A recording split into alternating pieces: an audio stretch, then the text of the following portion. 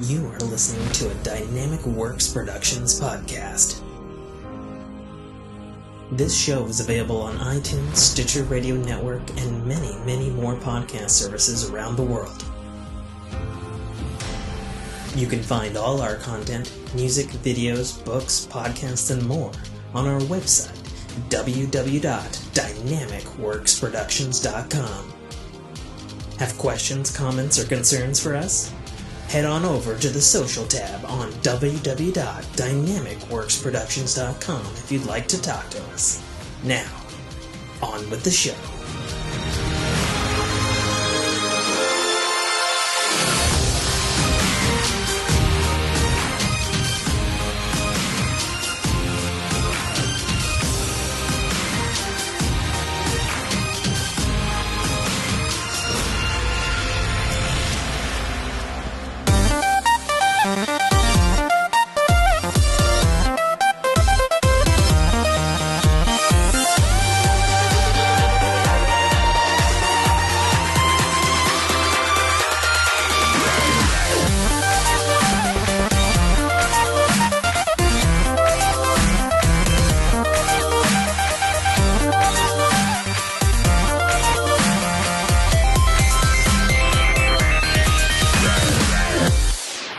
What's going on, Fork family? Welcome back to another fantastic episode of the Fork in Your Ear podcast. I'm your host, as always, author, podcaster, gamer, Tim K.A. Trotter, and joining me, newly minted in the saddle on riding a polar bear into Seattle. Gone by years previously in podcasting as Bjorn B. But revealed fully, like a cloak of invisibility, the one, the only, Brock Loomis. Hello there. Quite the introduction for my third show. I went way wild, because you always keep talking about his Dark Materials, and the fucking the polar bear. What's his name? Yorick Borden. I can't say his last name. Byronson. Bjornson. Yorick. The Iron Polar Bear. Or the Armored Polar Bear. Exactly. Well, we've got some things to talk about this week. As usual, we're going to spin the ring. But when we get to life section, we're gonna play some games in addition to probably talking about the thing that happened to me yesterday, because I know Brock would love to tell you all about it. Yes. Yes, I would. All right. Spin in the ring. All right. We have landed on water, which correlates. I don't know why I don't have these down by memory. I've been doing this for over a year now with the spin ring. I still have to go. You got terrible memory. I mean, I have I feel like I have great long term, but my short term is garbage. I feel like, if that makes sense. So you're saying a year isn't enough time to commit something to long term? Yes. Jesus Christ. It's fucking terrible. How long have you been dating your girlfriend now? More than 2.5, 2.8. I don't know, a while. So we landed on entertainment, and we actually got quite a lot to talk about there. Where do you want to dive in? I think you saw Aquaman last night. I did indeed. I watched that, and hands down, best DC movie to date.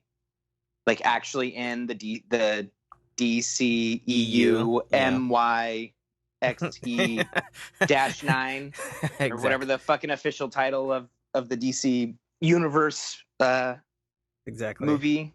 I don't even know how they describe it now.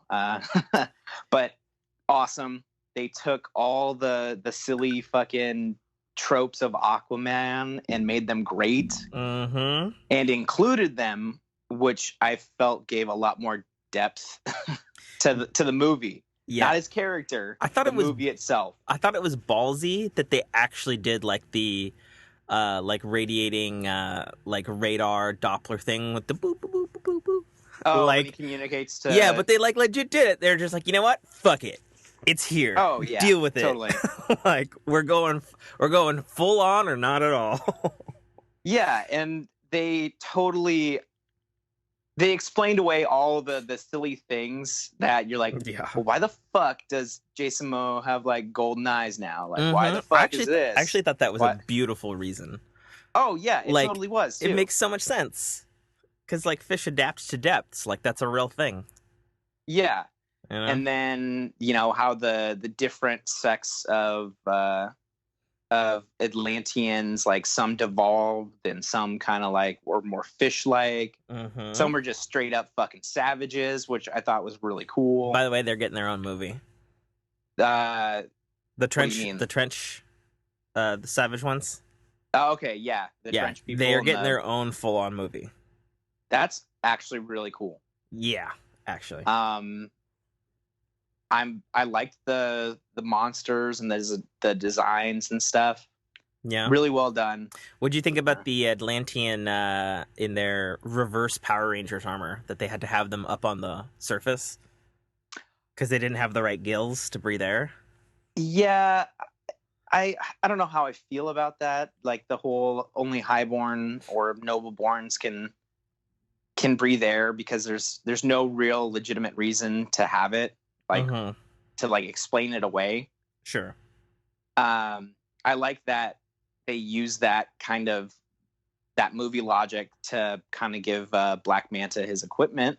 That was interesting. I thought that was good. And they also rationalized why he has such a big fucking helmet. Yeah. I actually kind of like that. Yeah, and they did it in such a nonchalant way, like, oh, I'm gonna need a bigger helmet, and then they just left it at that. Mm-hmm. So I thought that was cool. Did you watch After the Credits? No, I didn't. Oh, shit. Okay. Well, you should probably do that. You could just tell me. So the fucking scientist, the Asian scientist who's played by that dude from Fresh Off the Boat. Yes, yeah, I love him. He finds Black Manta's corpse and he like resuscitates him. Oh shit! And he's like, "Together we will make them know the world." And they go like full on evil at the end, and Black Manta's like, "Yes, I will show you." Oh, that's cool. Like, so he's not dead. I didn't think he was. Yeah, especially because isn't like Black Manta like, other than like thronal challenging to Aquaman, isn't like Black Manta like the big bad like of Aquaman lore? He's a pretty big villain for Aquaman, but also in a couple of the Teen Titans comics, he's actually the son, or he's actually the father of Aqualad. So, who? Black Manta? Yeah, Black Manta is. What? Yeah, he's the father of Aqualad in a couple of them. Jesus, I guess you know your lore better on that than I do. Yeah, I'm more of a villain fan in DC. I like the villains a lot in DC. They seem to be they got good a little bit better. They got good villains, that's for sure. Yeah. So, it's interesting if they're going to play that because, you know, then Aqualad's going to be part human, technically, if they even introduce Aqualad, which they probably won't, since they have yet to introduce any sidekicks from DC at all in any of their movies. Aquaman 2 has an official release date of March 2022. So it's already on the schedule. My concern with that is they do not have James Wan signed up for it, which I feel like they need to do because, like, you don't... Like, I understand DC's desire to be like, oh, we have a fucking huge $1.5 billion hit that nobody fucking saw coming and the world fucking loves it. Rush the sequel, and also make a thing about the trench people. Do it all now. Like, I just imagine them like fucking like 1950s ad men, like, haha, Johnny, do it now. Sing me off the stage, do it now, haha. You know? Yeah. But they got to get James Wan back. Plain and simple, I think. Yeah, I don't think they're gonna. Well, okay, they would be stupid to do that. Agreed. Especially with how good of a moneymaker fucking Aquaman was, because then they would basically be back to square one if they fuck up this sequel. Agreed. And you know they got a bunch of movies coming out. Well, Shazam's coming out soon.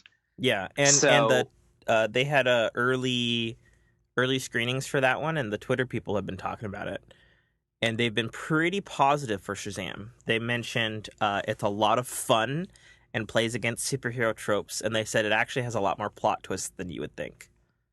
Okay, that's cool. Yeah. So, I don't know. I'm definitely looking forward to Shazam because I saw the other Captain Marvel, because Shazam's called Captain Marvel in DC. Yep. I saw the Captain Marvel movie last night. Okay, and what'd you think? So, without spoilers, I think it is a good to very good brand new Marvel character origin story.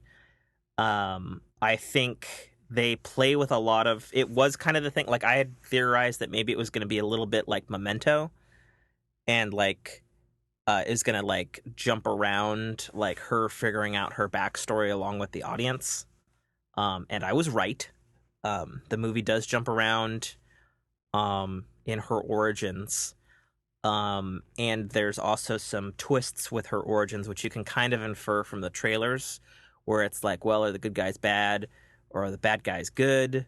You know, and there's a lot of that going on throughout the film. Like the way it was being played off, I was like, I have a feeling this is going to be like, Alien versus Predator. No matter who wins, we both lose.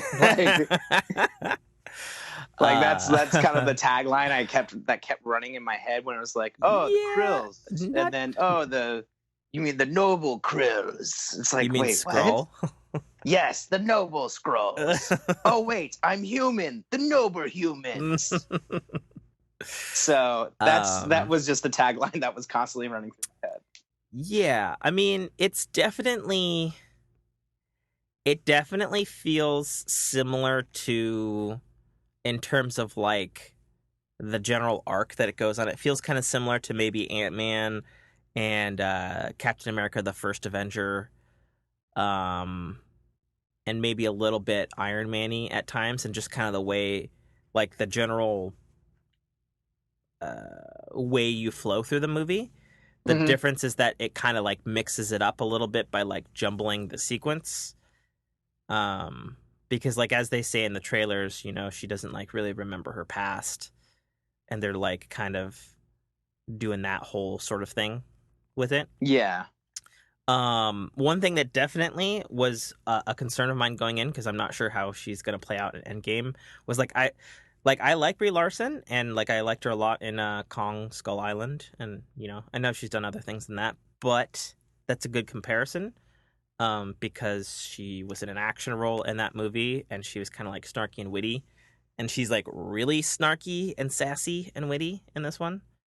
Okay. So I think she, like, I didn't have a problem with her at all. Like the whole movie, like I was like, okay, cool, I get it. She's got her own movie. It's gonna be good. To see her show up in Endgame.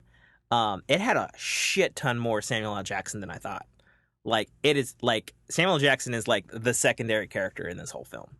Like, that's kind of there's cool. a ton of Samuel L. Jackson. Also, they like totally de-aged him, like in every scene, which is kind of wild, because I know that stuff is really expensive. Yes, and very hard. Yeah, but you know what? Samuel L. Jackson's like what, fucking 80 or something crazy? No, he's like 65, 70. No, what? Okay, I'll look it up right now. Okay. My biggest complaint with Captain Marvel is, one is, without like being spoilers, like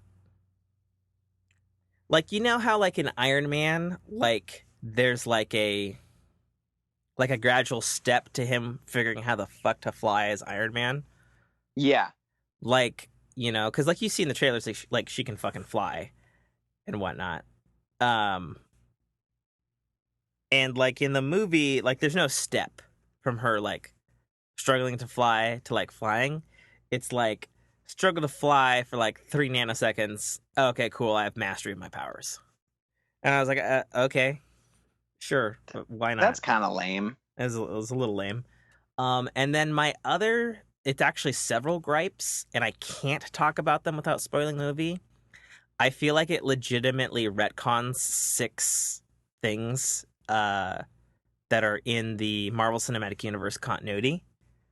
And it's just like, wait a Okay. minute, why is this here? Because I know from like 3 other movies that this particular thing or person or object is here during this time period. I was like, did Marvel goof, or are they trying to actively retcon shit? Like, what's the dealio with some That's stuff? And I was a little jarred by that. Like, that's kind of annoying because yeah, the Marvel the Marvel, I guess, timeline, universe, whatever it is that it stands right now, uh-huh. is like really cohesive and well put together, and then just to like retcon something without even like, I don't know, like putting out there that, oh hey, shit's gonna get weird. Uh-huh. Like how in X-Men they're like, oh yeah, we're gonna fucking jump through time and Uh-huh. alter shit. And I know X-Men is Fox and it's not a part of the proper MCU right now, Yeah, but they at least had the courtesy to like spit on your butthole before they started fucking ramming it down your that's your true. butt. That's true. That's true. Like, and to have a brand new character just come in and start like retconning random things is a little bit Oops. annoying. Stop it. Siri kept Jesus. activating for some reason. Yeah, it is annoying. And I've gone on Reddit and I've looked on, places like IGN, and some of those things are explained by like little tiny lines in other movies that like I'd forgotten about. So some of them weren't as retconny as I thought. But other things like they're just kind of like glaringly like, but this person was here during Captain America Winter Soldier, or this thing happened in fucking in Iron Man 2, you know? And like it's yeah, it's a little odd. It plays a little loose with the MCU, which is a little frustrating. The other thing that's was frustrating about the film, given its placement, and she's going to be a big deal in Endgame, is there's like literally no connection between it and Endgame. Like there's no like the literally like the only thing that's set up in this movie is like, and this is a slight spoiler, but I don't think it spoils anything in the plot, is fucking Captain Marvel gives fucking Nick Fury a pager and is like, "Hey, call me if it's an emergency." And it's like, that's it? That's all you're going to give us? Like that's it? So she's just been, we still don't know why she's gone for like, because it takes place in 95. So Yeah, she's been gone for 20 years. Like Nick Fury never thought to call her on like the fucking Chitauri invasion in Avengers 1, or maybe Ultron taking over the goddamn world, or or at any any of the point other during fucking things. yeah, exactly. And so I was like, that okay, that doesn't super make sense. Exactly. And so it feels a little, I mean, not to mention, it's it's a fucking pager. Why wouldn't you like update your technology base, I guess? she jacks it up. She jacks it up. Does it like project a hologram from the pager? Like Yeah, she jacks it that's up. Yeah, they so they establish early on that um she's extremely like tech capable as well.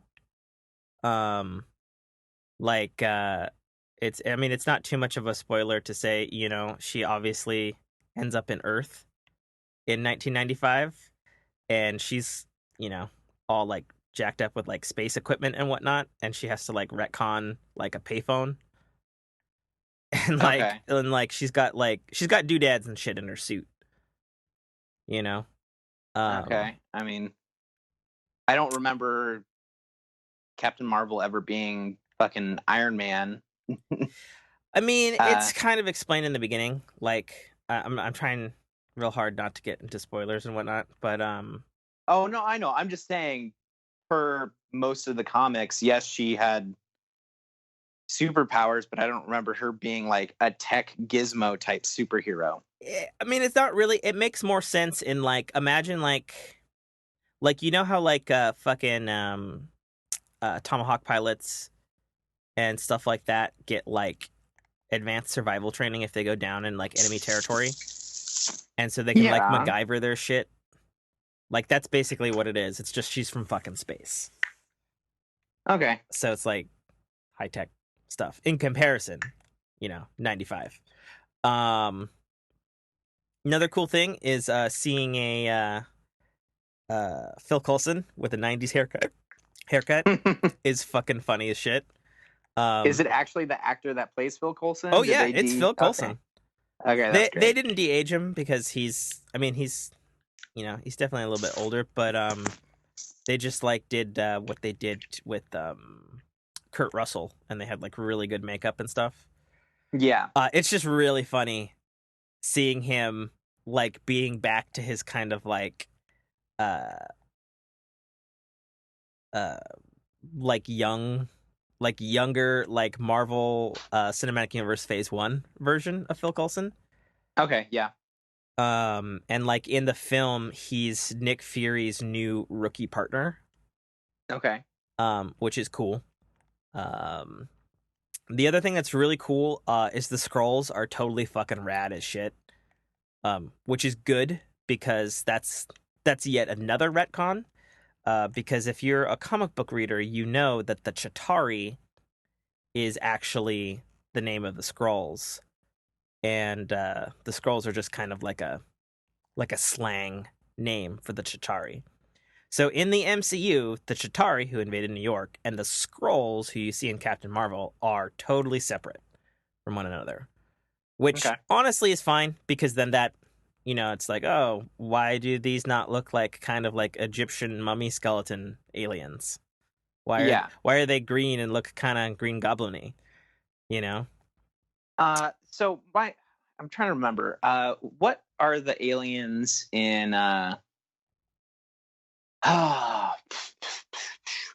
Agents of S.H.I.E.L.D.? The one that Kree. Okay. Yeah. Hell of a lot of Kree in this. Okay. Like, do they keep the same basic format? Yes. Okay, that's cool. Yeah, That's nice. Kree is all fine.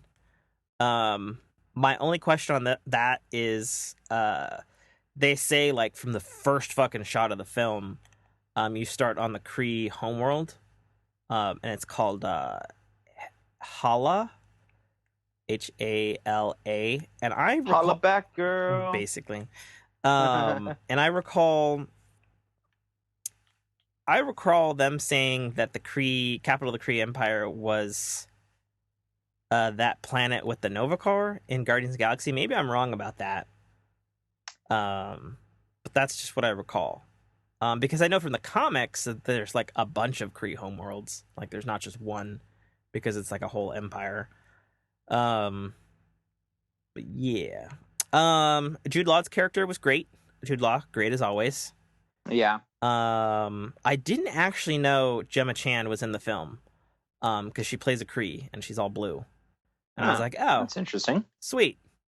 Then the other surprise, and they kind of said don't get too excited for this either, was seeing Ronan the Accuser and the guy who's played by the Digimon Hishud dude, the black African guy. The slave in Gladiator. Yeah, and he was also in Guardians of the Galaxy 1 as like the right-hand man of Ronan. Yes. And like a lot of people, actor. A lot of people theorize like, oh, we're gonna see how those two get together and how they become evil. You do not see that in the film, and they said that up front that you weren't gonna see that. They're just, this is what they were doing in '95. So they had like they're still their characters. They're just in a totally different place in both their lives. But it's very small in comparison to the rest of the film. But they're there. I mean, it was just cool seeing them again. Cool seeing Lee Pace as Ronan the Accuser. And before, do you think that Do you think that's going to set up maybe for a little bit more backstory for the characters? Maybe not necessarily like a movie or a full-on thing, but like, you think maybe it's going to lead for bigger introductions for their characters? If anything, based on one line that Captain Marvel says at the end of the film, and the fact that after you see the film, it's like, okay, we still have no idea what she did for like the last 20 years. Yeah. It could be something along those lines. And so I could see like Captain Marvel 2 being set in like 2000. Okay. And like, and that kind of thing. Yeah, Phil Coulson's great. Nick Fury was great. Young Nick Fury. This is like way before he's even like director. He's just an agent. Oh right? yeah, he's level 3 Shield agent. Is what what he is in this one, and he's got a boss and whatnot. And the boss is it's actually a dual role played by Ben Middleton, who's the bad guy from Rogue One and Ready Player One. That guy, that kind of. Oh yeah. So he's simultaneously the director of Shield, and he's the big bad Skrull in this one. Okay, that's interesting. Yeah, I mean, I was like, oh, cool. They're using him for both roles. Makes sense. Yeah. He's really good, and like his villain is like not what I expected. Like they before you meet him, they talk about him as being like a warlord of the Skrulls. Okay, yeah. But like when like the characters talk to him, he's kind of got this like piratey kind of like easygoing like kind of attitude. Like it's not what you would expect for a warlord, which is refreshing actually. Yeah. And that's kind of cool. Yeah. Yeah, I mean the action was good. What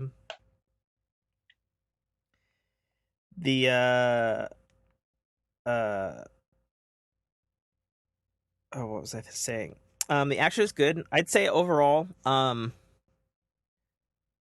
it's a smaller Marvel film than like Ant-Man 2 or Avengers, obviously. Like, even though it like looks like all intergalactic and stuff, which it is, a good portion of the movie takes place across the stars. Like it's a smaller, like I've seen this in a bunch of reviewers and I agree, like it's a smaller character driven film. Okay. Well, and that's probably really good for a fairly new character that they're trying to make a huge centerpiece of the MCU. Yeah. So that was probably a really smart idea. Yeah. And then something that I didn't hear anybody talking about is the Stan Lee cameo is awesome in it. Ooh, really? And then B, they completely changed the Marvel Cinematic Universe like introduction, you know, like where they're like flying between the Marvel letters and it's like showing all the shots from the previous Marvel films. Yeah. They completely changed it specifically for this, and I'm honestly not going to spoil it. But let's just say that it's a tribute, and I'll leave it at that. Okay, that's awesome, actually. So, totally different intro, specifically for Captain Marvel. Okay, which is cool, and I didn't expect it. Like when I was sitting down in the movie, Jessica was like, "Oh, I hear a lot of people are talking about like the Marvel logo intro to this film," and I'm like, "What do you mean?" You know, because I hadn't heard anything, and she's like, "Oh, I hear they totally changed it," and I was like, "Really? Why?" And then I saw it, and I was like, "Nope, that was beautiful. I'm okay with that 100%." Well, that's great. That makes me happy. Like, one thing that I forgot to mention last episode was at the end of the Spider-Verse, they had a really nice couple of words and a quote from Stan Lee. Mm-hmm. And I was like, oh man, that's like that they do that hit me. Like, I was just like, oh man. So it's something like that, but way better. Okay. Like it hits you right in the feels, and you go, "Aw, yes." Like I'll just say that right now. I mean, in my mind's eye, like I see in the MCU, like one above all comes down and is like, "Not today, Stan Lee," and then like makes him fucking part of the living tribunal, and then it's I'm like, yes, but that's we all know that's not what happened, probably. Yeah. Another cool thing was just the 90s-ness of the film. Did it? Was it as good as the way BoJack Horseman explains their era flashbacks? Have I seen that episode already? Generic 90s grunge song. It's probably No, somewhere in Seattle. It was way better than that. Like, it was just things like, you know, there being blockbusters and like fucking CD players and Windows 95 and like That's great. just shit like that. And like there's like some legit funny moments of the film that are entirely centered on like there being high-tech stuff in like 95. Like Yeah, and it's like it's really funny. I'm not gonna spoil any of that stuff. that's great. But yeah, I'd say the overall thing that I came away from this, which I was really worried about, was like, you know, it's like, okay, I see Brie Larson playing Captain Marvel, but like, am I gonna like Brie Larson? Like, am I gonna like the Captain Marvel character? You know, because historically in the comics, pre-90s, she was super different. Like way more of a sex icon, and then Rogue accidentally killed her in X-Men and took her powers. It was not an accident. And, you know, and then post 90s, she became a little rougher around the edges and kind of a hothead and kind of really just an arrogant. I'm only saying this from the comics. I don't have anything against Captain Marvel. I'm just saying the way they wrote her came across as like an arrogant bitch. Because you just hate women you hate women superheroes. Oh my god, I fucking hate you. No, like I dig women with superheroes. Just like the way they wrote her, like she was like an arrogant bitch with too much power. And the way that she is in this is she's kind of like she's cocky, you know? She's cocky and like cracks jokes and like, you know, like basically you know, map a female onto like the stereotypical like jock Air Force pilot in like any movie you've ever seen. And so that Hal Jordan in female form. I mean, yeah. I mean, and there's going to be unmistakable comparisons to Captain Marvel and Green Lantern because they are kind of similar. Yeah, they are. Just saying. But yeah, I liked it. Like I didn't hate it. I didn't think it was like I didn't like blow my mind or anything. Like it wasn't like I don't know. I'm not sure where I'd put it if I were to like rank it against the other MCU movies. I would say the tone of the movie is like a dash of Guardians of the Galaxy, a bit more Iron Man than most other films, and kind of like maybe Ant-Man and the first Captain America a bit, if I were to compare it to other first entries. One thing that I'll say against some of the reviews said that it was like a really trippy movie, and I really do not understand that statement at all. Like, yes, it jumps around in the timeline a bit, like specifically her timeline, because when you meet her, she's like full uniformed part of the Kree Empire Star Force, you know, and then they like fill in stuff as you go in like a mysterious way, but it's not like Doctor Strange was trippy, you know what I mean? Like, yeah, this was okay, we move around in the editing thing a bit. Like it wasn't trippy in that regard. So I don't know what the fuck people were talking about in regards to that. Okay. Yeah, I mean that's pretty much all I've got on Captain Marvel without spoiling things. I will say this, I was a little worried about the way her like glowing powers worked in like the trailers, because like that's like her pure energy blast or whatever. Which obviously looks really good in the comics, but like in the trailers I was like, okay, so she's kind of Super Saiyan-y. And she is that in the movie, but it looks better when you see the final product, I guess, is what I'd say about that. Yeah, I mean, it is a trailer, so you can't expect him to be like dumping a ton of money into something like making her millisecond eye blast look 100% awesome. Whereas like in production, you're gonna put all that work. Well, and another thing some people were complaining is like, well, how come she has her like red, white, or red, blue, gold uniform, and how come sometimes she's got like this green, silvery blue uniform, and then how come sometimes she's flying and she's like in a mohawk mask thing, and sometimes she's got like long hair, and all of that has like legit, like super simple, like totally makes sense within the universe, like reasons for why those things happen. Much like it's like, oh, why are Aquaman's eyes orange? Oh, it's because he's fucking Atlantean and his eyes are adjusting to the fucking pressure, and so when you're in a different realm, they change. Damn it, like that. They're that kind of simple thing where it's like, oh, so simple, I didn't think of it, kind of thing. So simple because you're stupid. Yeah, so I'd say a good movie. Definitely will want to see it before Endgame.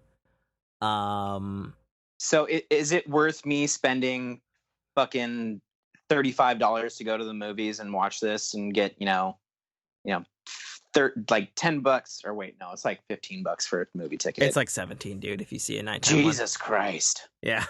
And then your $15 popcorn and drink and all that shit. Oh yeah, absolutely. So it's worth it? I mean, I'd say it's worth it. Like I didn't feel like, oh, I want my money back, or like, oh, I wish I paid a little less money for this movie, or like, I'm going out to get my money back right now. That movie was terrible. Like I didn't feel any of those things, but I have to wonder with I mean, like, so like where it's March 9th and April is next month, I have to wonder if like the home video release is going to happen really fucking fast. If for no other reason than it's like, yeah, Avengers Endgame is here. Like, I can't imagine this being in the theaters at the same time as Endgame. I mean, maybe that's what they have planned, but that would be really silly if it was in the theaters at the same time. Yeah, like super silly, in my opinion. Yeah, I mean, I don't disagree. Yeah, I'm not sure how the hell they're going to handle that, because like we basically have 30 days until Endgame. Essentially, yeah. Yeah.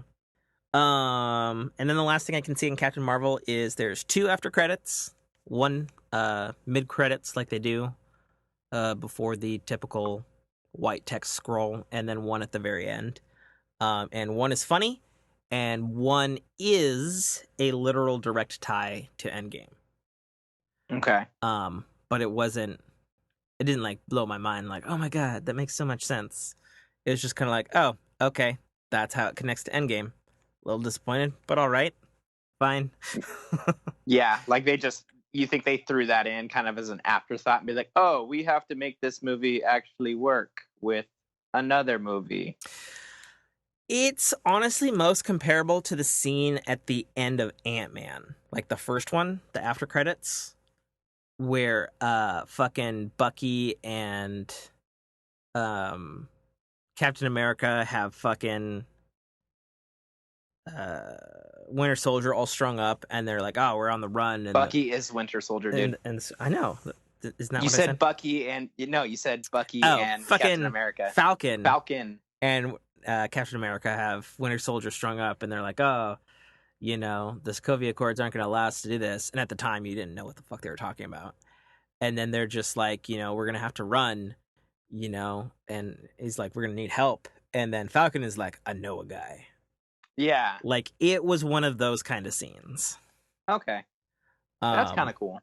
Yeah. Like the scene in question looks like it was like they just cut a piece of footage out of Endgame, basically. Okay. But it wasn't mind blowing or anything. It was something like really simple like that. Yeah. And it's just like, oh, okay, cool. Okay. Something though, like a couple of things just on my theater experience on that. So they had a trailer for the second Spider-Man movie before the film, and there's like this row of teenage girls in front of us, and they were flipping their shit out because they were all wondering why Spider-Man was alive. And I'm just like, are you serious right now? Are you fucking you? You children are dumb.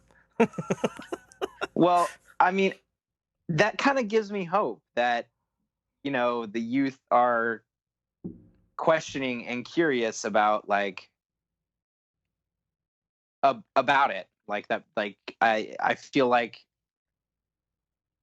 the Marvel MCU almost feels like it's an age class for like you and me, and it's not. Oh, agreed. It's not in the same 100% kind agree. of, yeah, like Into the Spider-Verse is definitely a kind of blend of younger and older Spider-Man fans. Oh, for sure. Especially with Miles Morales being the lead, and Gwen Stacy, she's a younger Spider character. Mm-hmm. So I mean, I think that's really cool.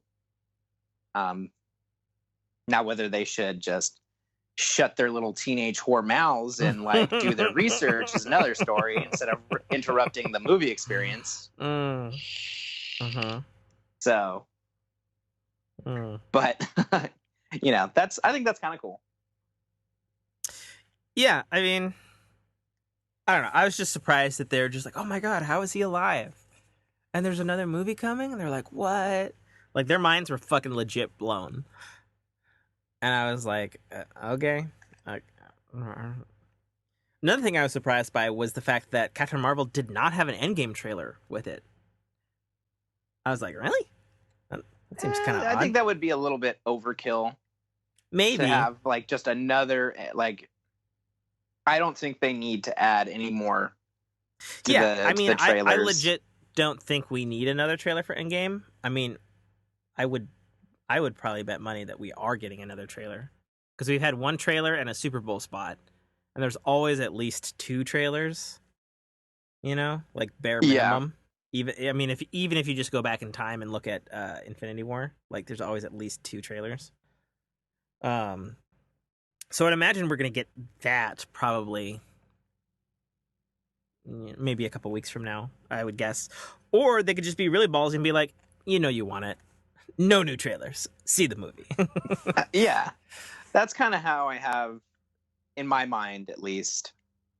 Because they've given us enough information to make us rabid about wanting to see it. Like they named the snap, the decimation. Yeah, they gave us all these little, by the way.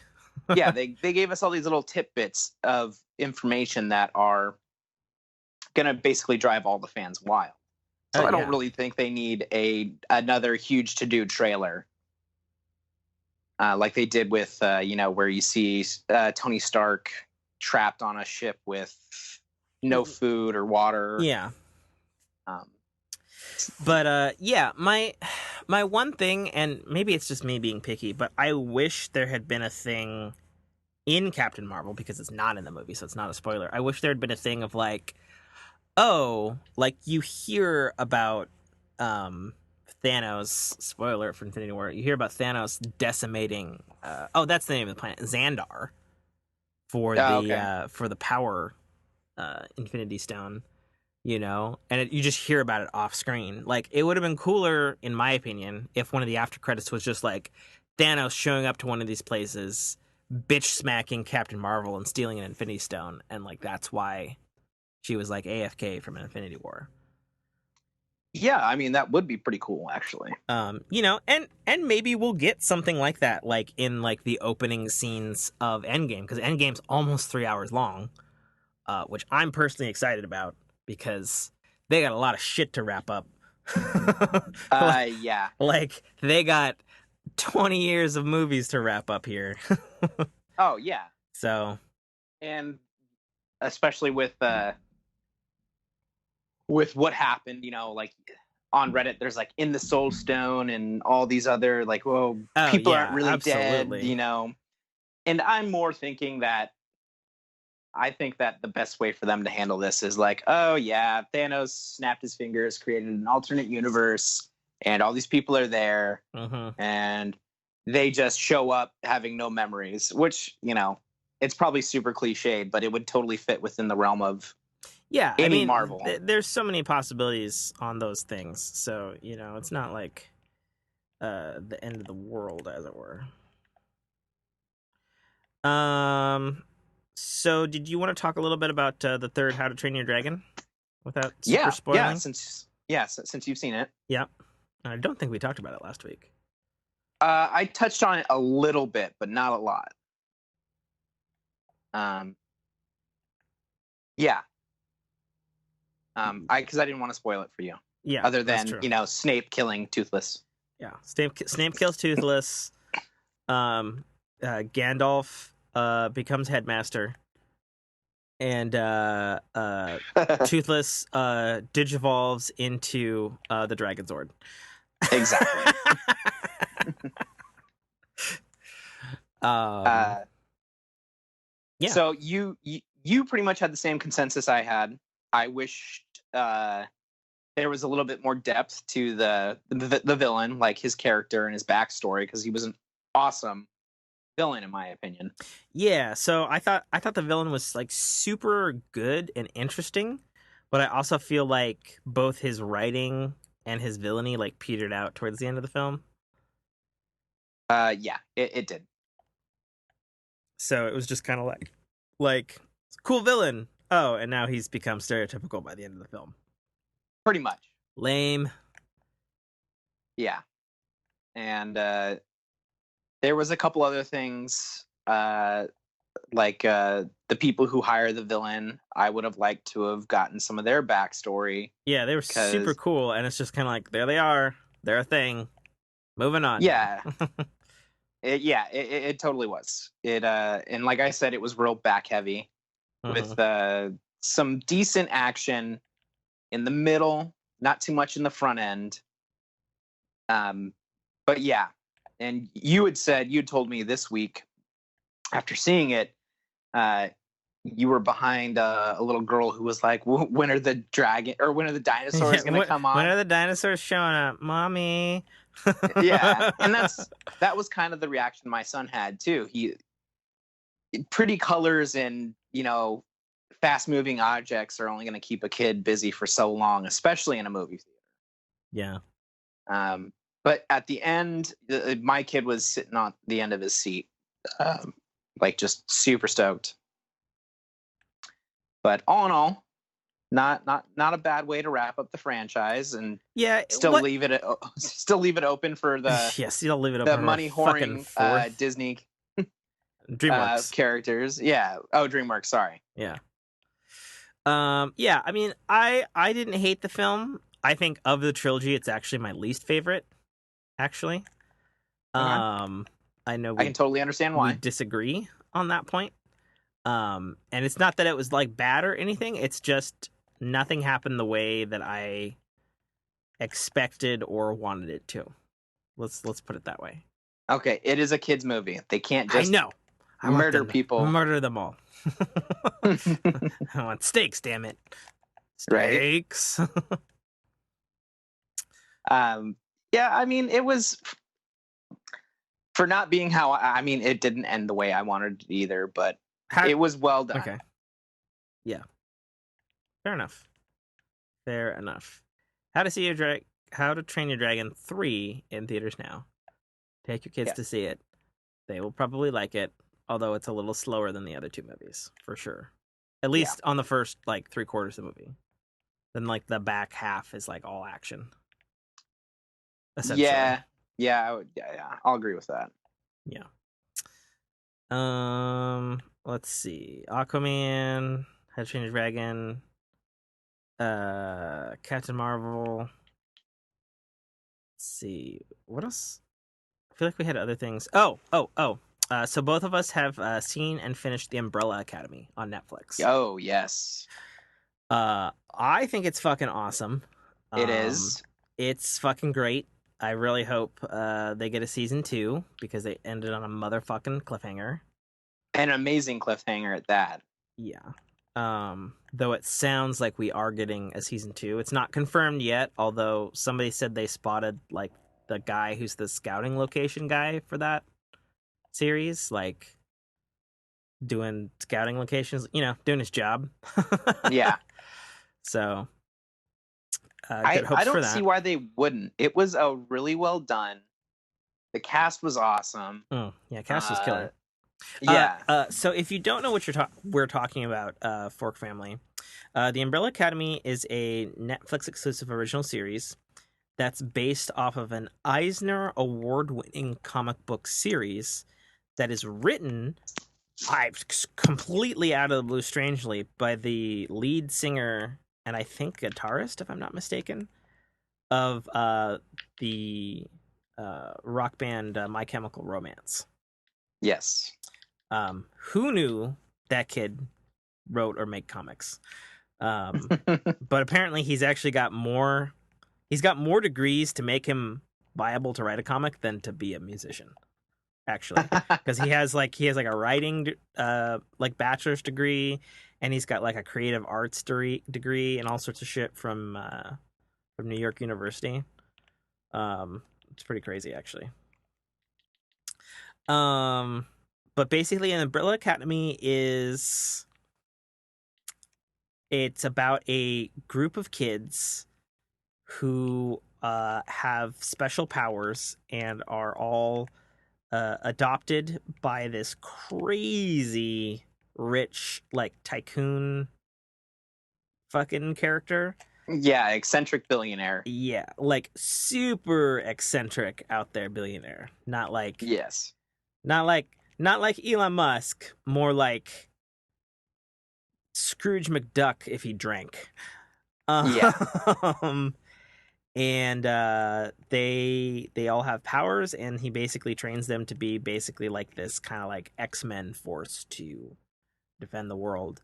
But like shit happens, and then they like grow up to be adults, and they all split up, and all are very damaged. They're all hella damaged. Yes. Like psychologically. I think you forgot to mention. So this guy is eccentric to the point where he literally goes up to these kids' parents and buys them. Oh yeah. He's like, well, what do you want for them? And they're like, they're not for sale. And he's like, anything's for sale. Yeah. Like he's a like, yeah. And there's a lot of twists and turns, and yeah, but basically the gist of the film is you see them when they're young, and then they're older, and then they all come back together because their father has died. Yep.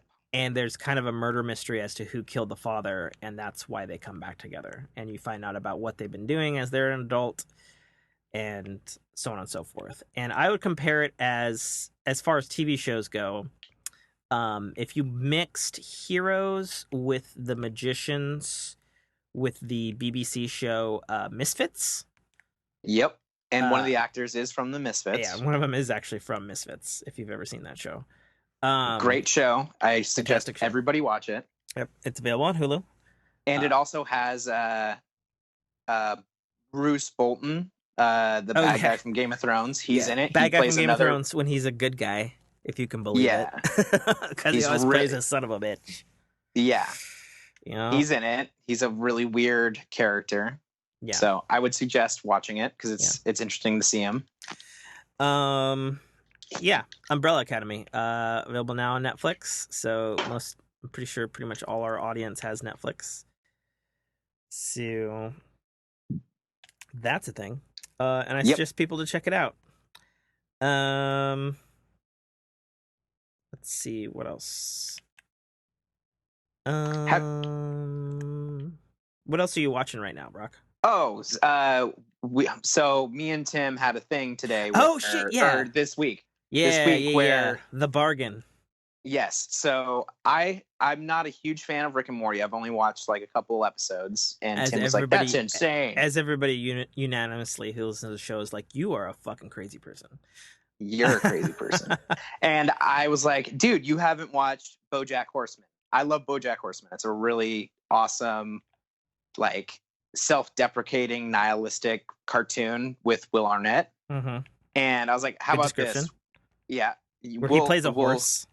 Yeah, an anthropomorphic horse. Anthropomorphic horse who was a child TV star actor who had a famous No, show. no. He was a 90s sitcom actor. Whatever, same thing.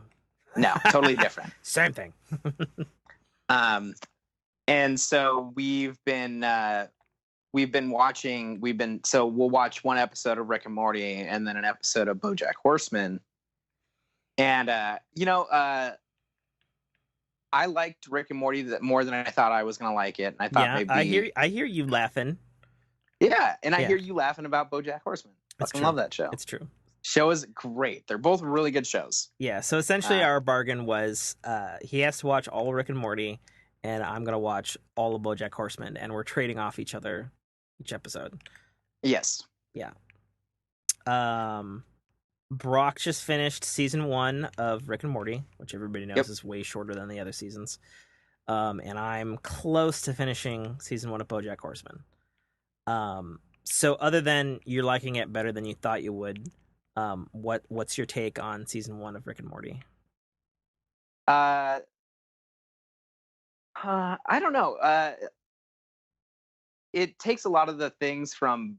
I don't know if it takes. It has a lot of the similarities for the reasons that I like BoJack. Like it's super really self-deprecating. Yeah, and just an unflinching kind of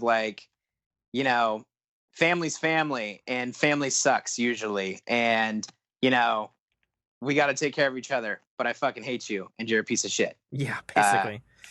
Go get me another beer. That's kind of yeah.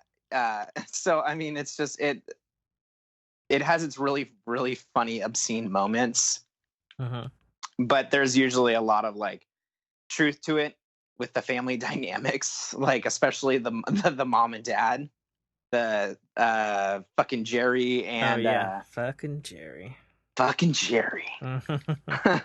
And so Tim hates the character Mr. Peanut Butter. He wants him to die. Oh, okay. Okay, hang on. You gotta explain things, people, man. They may not know. So there's this. So most people know Rick and Morty. It's about a completely crazed, most genius scientist in the entire universe, grandfather and his grandson, and they go on misadventures. Essentially, it's basically the relationship of Doc Brown and Morty McFly in Back to the Future if it was animated by people who do a lot of drugs. Yeah. And have a lot of deep-seated hatred. Deep-seated issues. Yeah. For sure. And but Tim has a character from BoJack Horseman that he hates and he wants to die. And I have my character that I hate and want to die is Jerry. He brings nothing to the table, and he should die. Well, maybe you'll get your wish. Hopefully. I'll leave it at that. So is there anything besides Jerry that you still dislike about the show, having seen a season now? So when they do the TV commercials on the in the show universe, they're it's like a bunch of mumbling, stumbling, it sounds like a blooper that they were recorded and then just turned into a fucking commercial for just a random bit. Oh, we got 30 seconds to kill in this. Here, edit some of this fucking some of these bloopers and then animate it. And it's wait, so what? I'll tell you this right now. Season 2 and 3 are much better. And their writing, it gets way better too. But they're allowed to ad-lib a lot. Oh yeah. And you can definitely tell that. The main actor who actually does the voice for Rick and Morty, actually, it's one guy. He records everything hammered, I believe it, super hammered at all times. Every behind the scenes is him getting fucking just smoshed. So I don't know if it actually is, but he's the guy who does voices of Rick and Morty. He sounds a lot like a character from Adventure Time. It probably is. And he's a voice actor. It's just really weird seeing this or hearing the voice from he voices Lemon Grab if it is the same actor. It's just weird seeing a very kid show voice go into this drunken tirade. Yeah. I'm like, ah. Yeah, he's actually the co-creator too. Oh, that's not surprising. Yeah. That totally makes sense. Yeah, there's like a little shitty Flash animation of Rick and Morty that he did in like the early 2000s, and he was trying to pitch it to network executives, and he's like, Back to the Future, but fucked up. Yeah. Which makes total sense. Yeah, it was really bad. I do not recommend you go see it. It's so racist. It is like the racistest thing. Oh, I believe it. I totally believe it. They kind of dance that line in the show. Constantly. For sure. Yeah, so BoJack Horseman, I'm almost a season in. Kind of asking the same questions I asked of you. I hate this character, Mr. Peanut Butter. He's this fucking golden retriever dog, and he's just dumber than a sack of fucking rocks. And he's like this famous actor or some shit in this show. And I just hate him, and I want him to die at all times because everything he says is garbage and it's meaningless. But the thing is, this character is the total persona of a dog.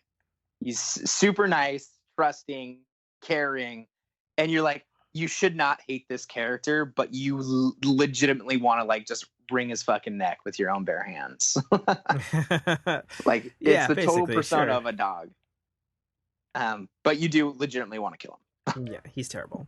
As far as BoJack is concerned, I love Will Arnett. Like, I've always been a fan of Will Arnett. Loved him in Arrested Development. You know, Batman, various roles here and there. Like, Will Arnett is fucking fantastic. And I think as far as self-deprecating goes, like, a lot of his roles are that way as well. I think I would not like BoJack Horseman if it wasn't Will Arnett. Like, there's something about his deep fucking voice and the way that Will Arnett is, you know, a comedian actor, that just makes me believe simultaneous. Like, he's able to do that duality of like total ignorant asshole who believes what he's saying but can also be extremely genuine. Yes, which I think personally, for an actor, is really hard to do. And even though it's a cartoon show, which, by the way, I fucking hate the animation in BoJack Horseman. Do not like it at all. One bit. It looks like somebody's fucking Mad Magazine cover or like a cover of one of those fucking... And Rick and Morty isn't? It's much better animated. No, it's not. Oh, like, yes, they don't it even... is. No, yes, it isn't. Much like, better animated. The pupils of their eyes looks like a fucking pile of shit. Like a legitimate pile of shit in the center of somebody's eyes. It's a pencil stab in a paper. No, it's terrible. Yeah, okay, well, it's fine. Agree to disagree on that front. I prefer Rick and Morty's art style much better to BoJack's terribly frame rate animated, low quality piece of shit animation. That's just fucking trash. Yeah, but at least I get consistent seasons out of BoJack Horseman. You can't even get a fucking season without. We will get consistent seasons on Rick and Morty. It is time. It is coming. 72 episodes, probably this summer. Probably. Yeah. Maybe. I mean, in all honesty, that's fucking Cartoon Network's fault, not fucking the shows. Oh yeah, because Cartoon Network is fucking constantly high. Yes, I don't disagree with that, considering they fucking pump out more Teen Titan episodes than should be humanly possible. Right. While putting like great shows to the wayside. Yep, for sure. So I guess in closing on that, me and Brock are continuing on this bet.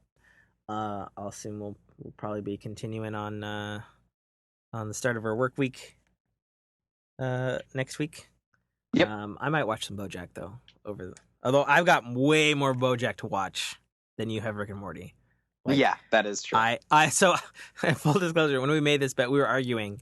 And Brock was like, "I don't like Rick and Morty. It's overrated." And I was like, "How much fucking Rick and Morty have you seen?" He's like, "I've seen like 4 episodes." And I was like, "That is not enough. It's like Game of Thrones. You got to give it like a season." And then you were like, well, have you seen BoJack Horseman? And I was like, no, I haven't. That show looks fucking terrible because it has terrible art style and it still looks terrible. And I stand by that. Terrible looking show. Great voice cast. Don't get me wrong. Oh yeah. Voice cast is fucking killer. It's got fucking Aaron Paul, fucking the Veronica Mars chick. I can never think of her name. Kristen Bell. There we go. Yeah. Fucking Stanley Tucci, J.K. Simmons. It has an A-list voice actors. It legitimate has triple A-listers. A-list, really. Like Naomi Watts is in an episode fucking, and just plays herself. Like, she's not voice acting, but you got to think, like, how much was she getting paid for an episode, or what kind of strings they had to pull to get fucking Naomi Watts on this most ridiculous show ever. Yes, that's the truth. That is truth. Yeah, the voice cast is stellar. They do a fantastic job. Oh yeah, so when I made the bet, I was like, all right, I will watch fucking all of BoJack Horseman. And in my head, I'm like, it's on Netflix. It's probably bingeable. It's probably like only been on a couple seasons. It's probably like 8 episodes a season or something with that terrible animation. This is what I thought, ladies and gentlemen, when I made this bet. And then I think you wisely said, well, how many seasons is Rick and Morty? And I was like, it's 3. And then you were and like... then I diabolically laughed. You were like, ha ha ha, you're on. And I was like, good, agreed. And then we shook on it. And then I was like, how many seasons of BoJack Horseman after I fucking think like a fucking cartoon character in a badly written sitcom? And you were like, there's fucking 6 and they're fucking 12 episodes apiece. And I'm like, God damn it. And they're an hour long. Oh God, I would have fucking backed out if it was an hour long. Although, like, there's like no hour long animated shows on TV, so I mean that doesn't really happen. Yeah.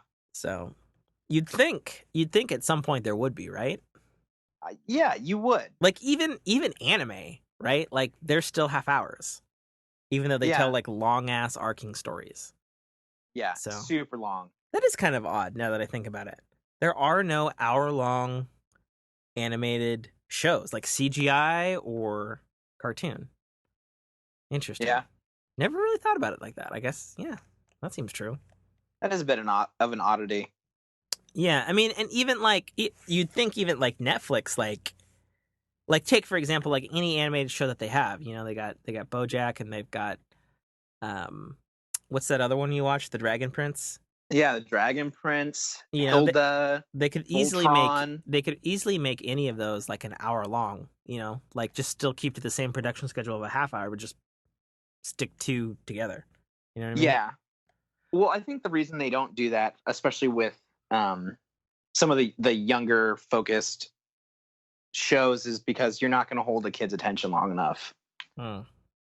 So they break it down into 21-minute episodes or whatever they calculate a 30-minute show is without commercials. Because it's a simple factor of keeping kids entertained enough for that point in time, I think. Yeah. Kind of like a bang for your buck thing, cost effectiveness. Sure, absolutely. Yeah, so we're doing that. I'm sure we'll report more on that next week. Especially as Brock gets into the fantastic season 2 of Rick and Morty. Let's see, TV shows, cartoons. I think that's pretty much everything I can think of. Yeah. I mean, not unless you've watched Dragon Prince or anything like that. No. I'm watching, or rewatching, I should say, Escaflowne with Jessica. Famous anime from the 90s. Which I might add is really odd. I'm watching it on Blu-ray and they redubbed it like a year ago. And so I guess there's scenes that I haven't seen before ever, even though I've owned the series before. Like it's like a complete remaster collection. Am I the one that introduced you to Escaflowne, or was it the other way around? It was Fox Kids. And really? I remember waking up because they aired it at like 6 a.m. And I thought it looked cool because it had like dragons and like dragon looking robots. And I was like, all right, that sounds cool to me as a kid. And then it aired on Fox Kids, and I just remember like a lot of black blood. Like that was the cover up in anime in the 90s. It was like if it was on a kids network, it's like, just make the blood oily looking. Yeah, that, or they made it like blue or something, something along those lines. I remember, what is it? Was it, I think, Sailor Moon? Oh, probably. They had like Probably blue for blood. sure. Yeah. But yeah, I haven't seen Escaflowne in probably over a decade. I mean, it's fantastic, and I have it on Blu-ray, so you can borrow it. Yeah. My only thing against the new remaster and the redub is like I remember, the first dub, and the first dub was very anime exaggerated. Like, does anybody know what I mean by that? Like, very Yes. Ha ha ha. Yeah. We shall do the ultimate. Yes. Yeah. Even though they're like American actors. Yeah. But like, and I don't know, maybe it's just like the nostalgia side of me. Like that's what I grew up on. So that's kind of like what I expect in anime versus this redub is like really subdued. And they've gone with a much more natural recording on like all the scenes. Which I guess in some respects maybe matches the animation a bit better, but it's still a little odd. Like I feel like I've slipped into an alternate dimension, but I'm watching the same thing. You know what I mean? Yeah, I'm watching a different. They use different takes. You know what I mean? Yeah. Like it's slightly jarring to me because I'm so used to the other version. Yeah. Which also sucks because I can't even get the other version. That's so dumb. So there is a great episode of Futurama that depicts exactly what you were talking about, the early 90s anime. Yeah, I know what where it's super exaggerated, super over the top. Fucking love that episode. Great episode. Agreed. All right, well, let's spin the ring and get into some other topics here. We've been on this one for quite a while. Okay, landed on Earth, which is so terrible. I don't know these things by now. I can hear. Yes, you are. I can hear his mad clicking in the background there. Let's see. Let's fire. Yes, I'm sorry, folks. Oh, it's got to be technology. It is technology. Okay, cool. Technology time. Talk some technology. You had some stuff there, Brock. So technology wise. Yeah. Fuck, what did I have? Now I forgot. You had a thing. We talked about it before the show. Now I forgot it. Remind me. Fail. I don't remember what it was. See? What was it? That's terrible. Dude, I totally forgot. Like I'm blanking totally. Yeah. Okay. Shit. Well, I'll tell my one because it's super dumb, but I thought it was funny. Okay. So, president of Apple Inc., Tim Cook, was at he's part of like some board in President Trump's administration for like workforce or something like that. I don't know. Not really getting into politics here, but there was this video where so this guy Tim Cook is his name, president of Apple, and President Trump addresses Tim Cook as Tim Apple.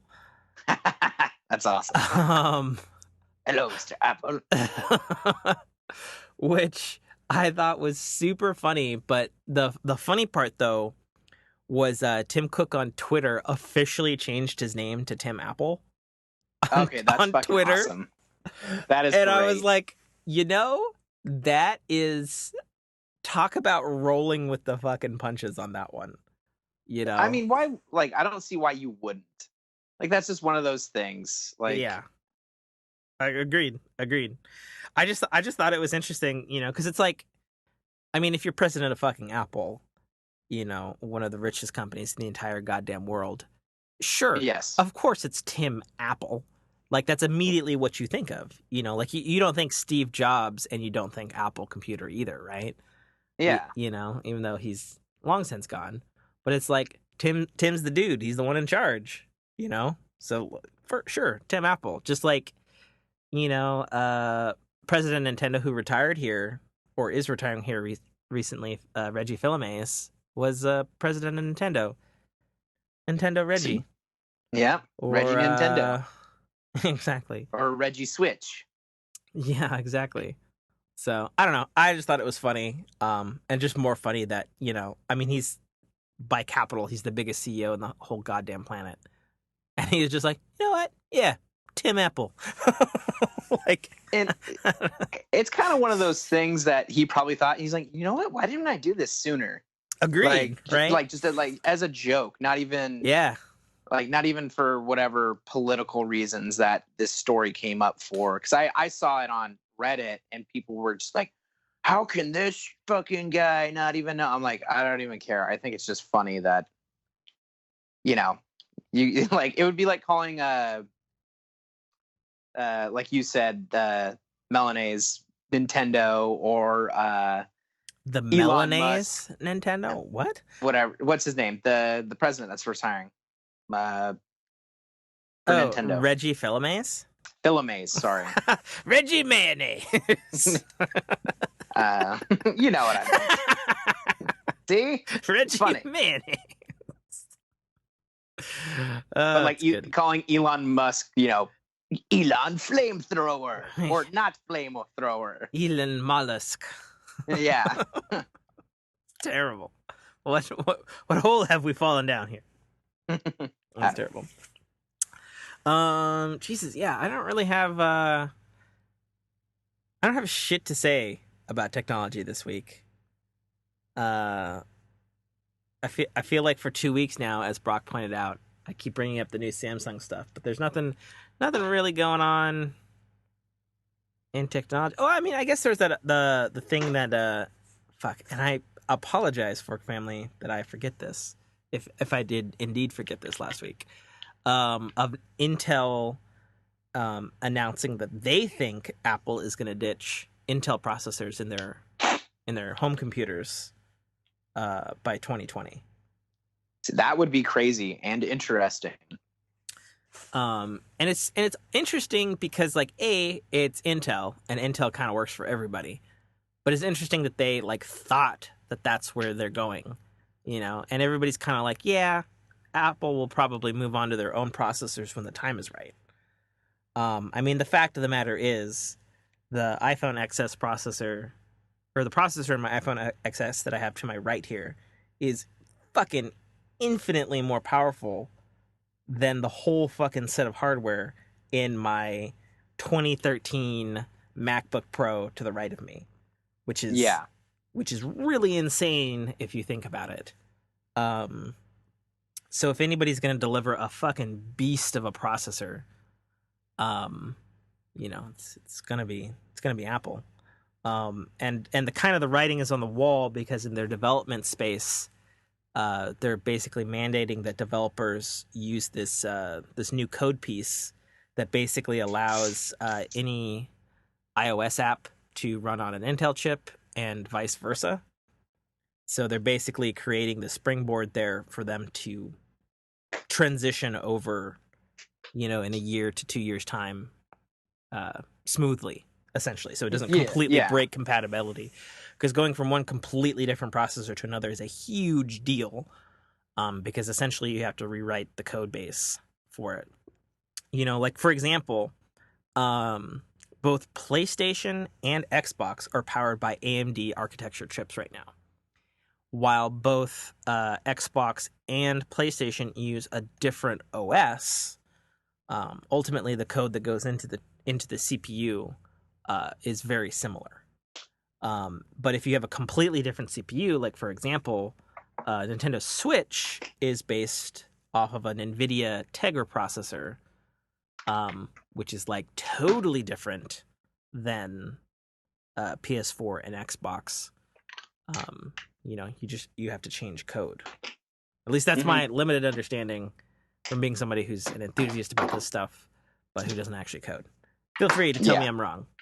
Tweet at us at GetForkPod or join our Discord family. Also, go to at GetForkPod on Twitter, and it's the first link up there to join the Discord family, and tell me I'm wrong. Yep, even if he's not wrong, tell him he's wrong. Exactly.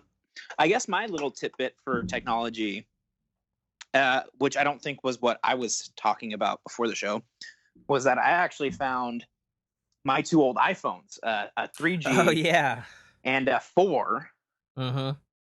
And Tim told me, he's like, dude, you have a 4? You should keep this. And I was like, why? I just want to wipe it so I can get rid of it. And he's like, no, these are worth lots of money. And I was like, are you fucking kidding me?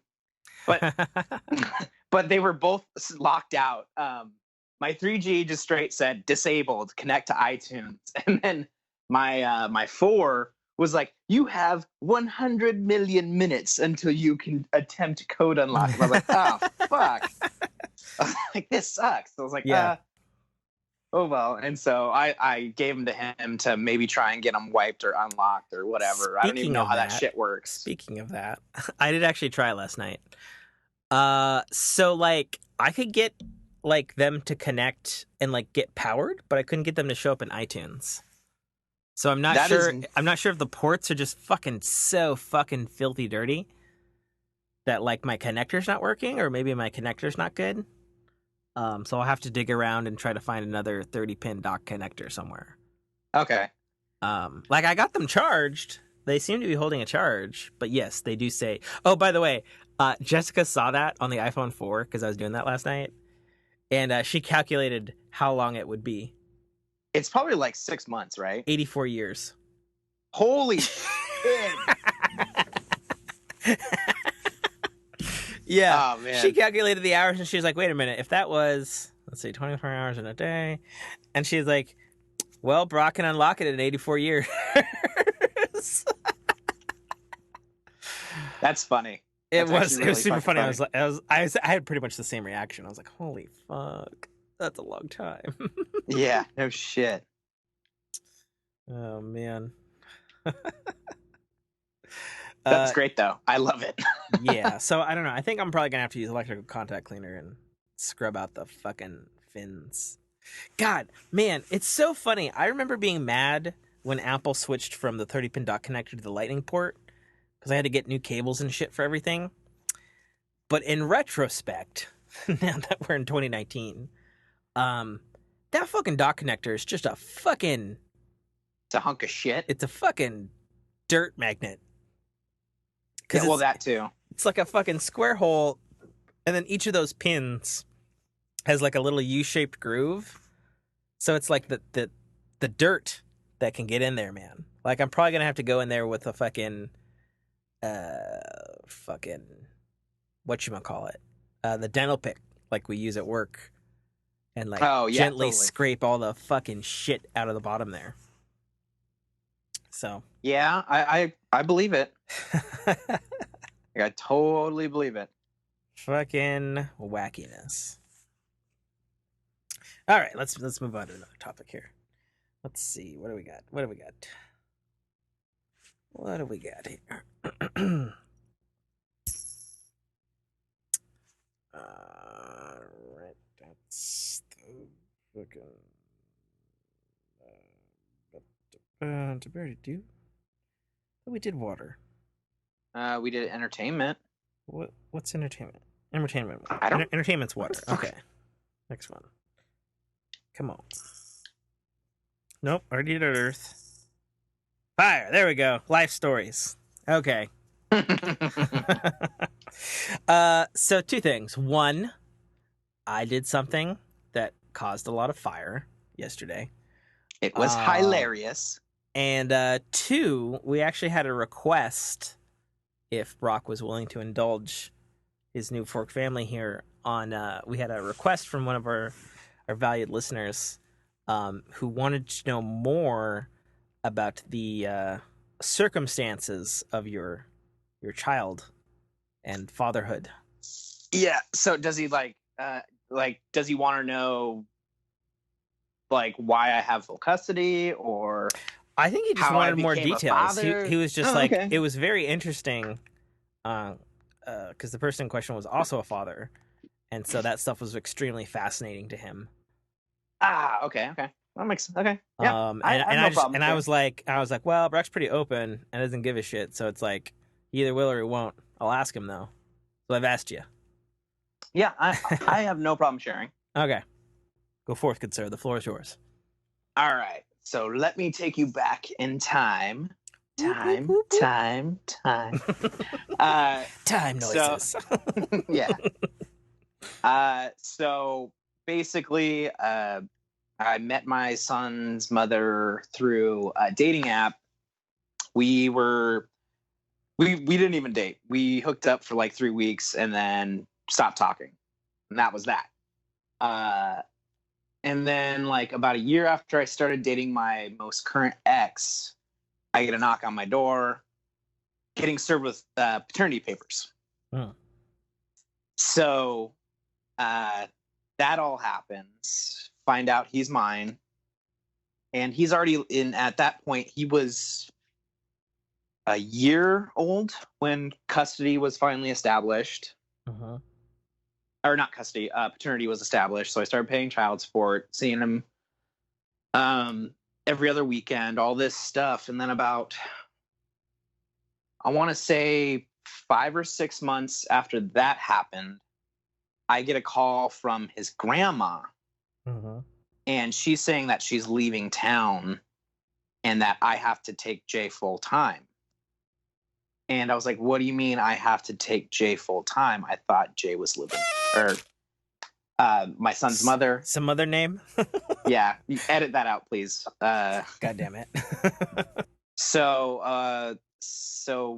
my son's mother was like, or my son's grandmother was like, you need to watch your son. I was like, I don't understand. I thought his mother was living with you and all this stuff. Well, it turns out that she had basically moved out, left my son with his grandmother, and hadn't seen him in like basically since since I got served with papers. So and she had she was keeping she was keeping the child support that I was paying and not giving it to my son's grandmother, who was actually taking care of him. They had paid a bunch of medical stuff that my son was covered under my medical, and I was like, what is going on? So I like lost my shit.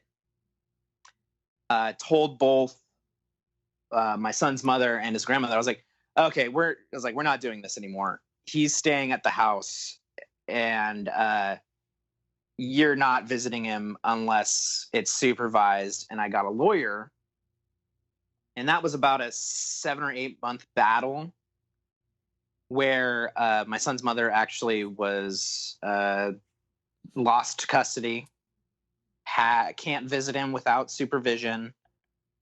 She basically was found negligent and was charged with abandonment in the civil courts. So it's like it sets a precedent for my custody. So all the while, me and my ex were making Jay like a bedroom and stuff in our old place and all that stuff.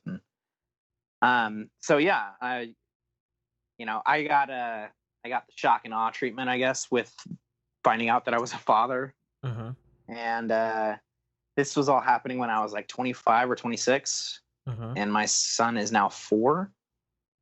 Okay. And yeah, so I mean, it a lot happened in that year of both being served, like getting parentage, child support, custody, all that stuff. And then it's been quite a while, and it kind of it's all the same as is right now. She can't she can't see him without supervision and all that stuff. So yeah, it was which is a kind of a big deal where we live because it's a very mother friendly state. Mm-hmm. Thankfully, my lawyer was a she devil and basically fought tooth and nail for me. She's a really good lawyer, and you know, took care of everything that I needed taken care of, so that my son wasn't going to be in a shitty situation where he couldn't be cared for properly by either his mom or his grandma, and gave me a lot of options to keep him safe, essentially. So, Gotcha. Yep. Okay. And I don't know if that Discord person has specific questions for me. He's more than free to write into me or message me, and I can answer them on the show. Yeah. There you go. I got no problem with that. Take that, specific Discord person. You know who you are. Well, yeah. I mean, I don't know who it is. Tim didn't tell me. It's cool. Yeah. So my thing. So as Tim went boom. Yeah. So the hilarious part boom. was Brock wasn't actually present when there was. So I lit myself on fire yesterday, and not like I burnt my finger. I mean, I lit my fucking glove on fire, ripped it off. My arm was on fire, and there was sufficient liquid flames flying about that it fell onto Brock's. What is that? Fucking jacket? It's a hoodie that's hooded jacket. Yeah, that's fleece lined. Yeah, the liquid fire fell onto his jacket and burnt a hole in his jacket. And thankfully I didn't set off the fire alarm. Set off the fire alarm. Sprinklers. Yeah. So essentially, as people may know, my day job is I work in the field of servicing automatic doors. So ADA, Americans Disabilities Act doors, you push a button or there's a slider. And Brock works with me too. And we were working in a library, actually. So it would have been really bad if the sprinklers gone off. So bad. Just to let everybody know, I am totally fine. I have one little, in the center palm of my left hand, there's a little dot of scar tissue. I think that's where the fire started. And then kind of the palm area underneath my thumb is a little still tingly. But I was wearing a glove, thank God. And yeah, other than that, I'm fine. So basically what happened is there's a capacitor, we're working on an old ass door, electrohydraulic door operator, and there's a big old fat capacitor, the size of one of the grips or the handles of a PlayStation 4 controller or an Xbox controller, about that big. And I had 4 terminals on there, and there's a lot of grody, yellowy green corrosion you'd find on a battery.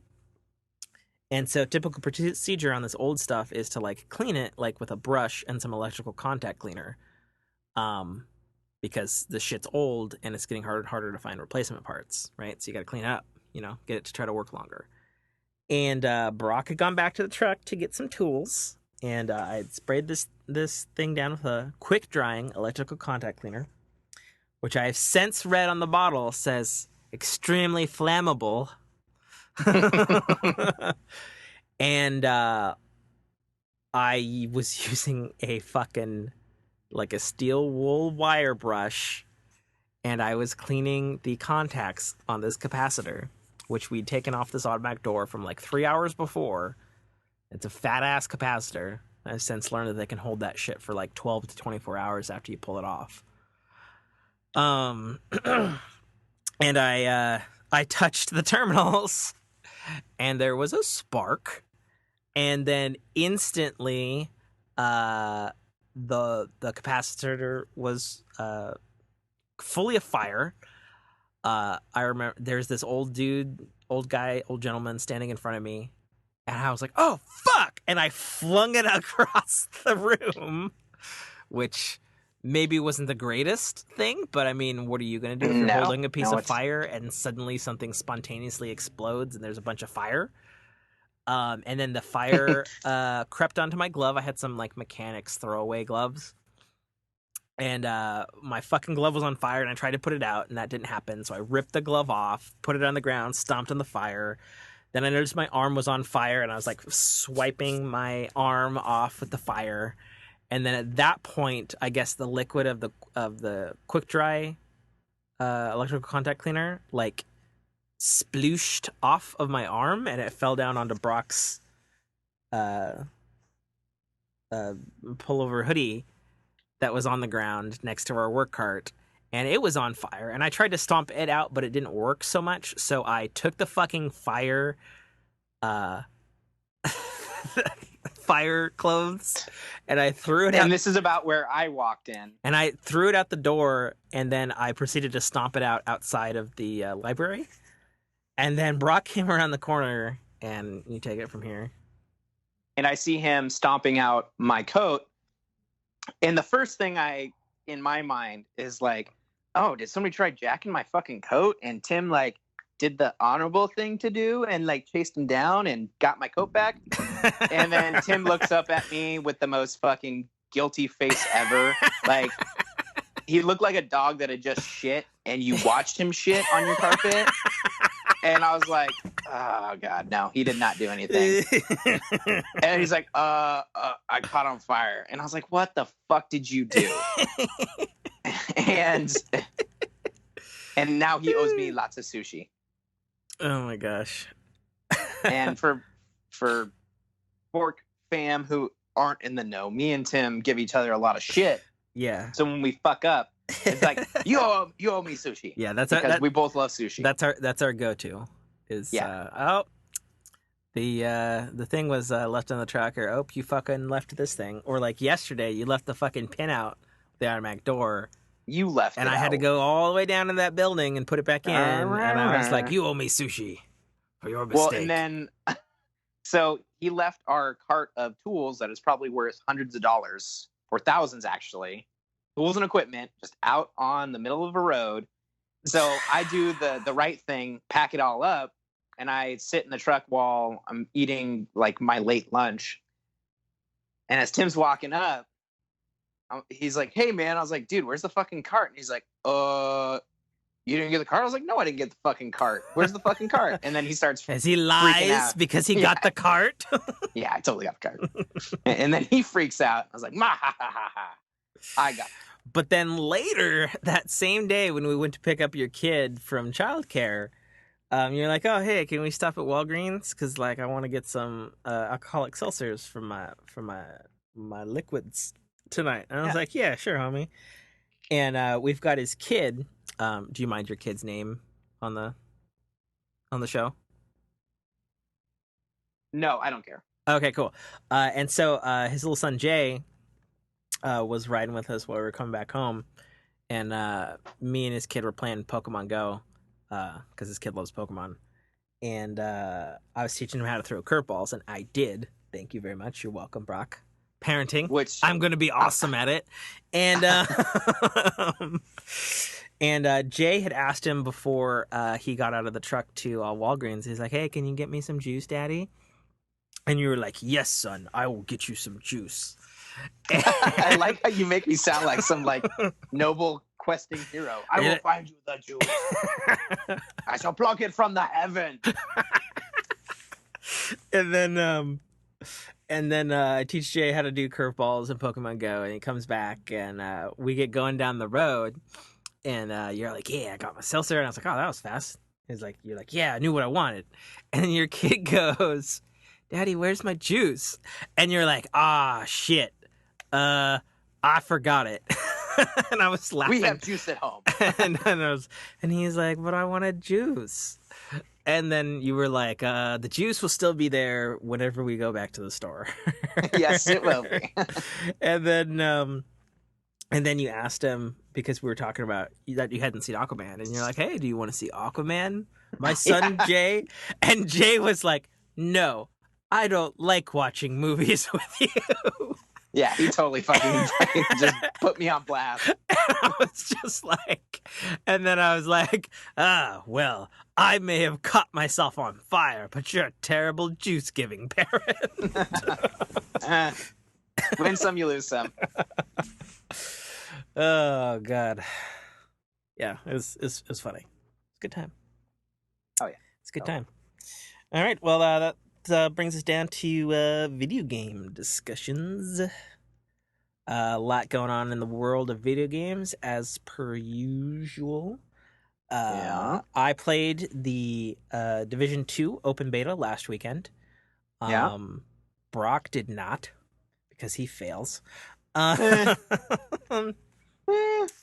So I gotta say, I liked the Division 2 beta a lot more than I thought I would. I was kind of like, I didn't really expect anything like mind-blowing necessarily, because from all the trailers I was like, well, it looks like more Division in another town. Yeah.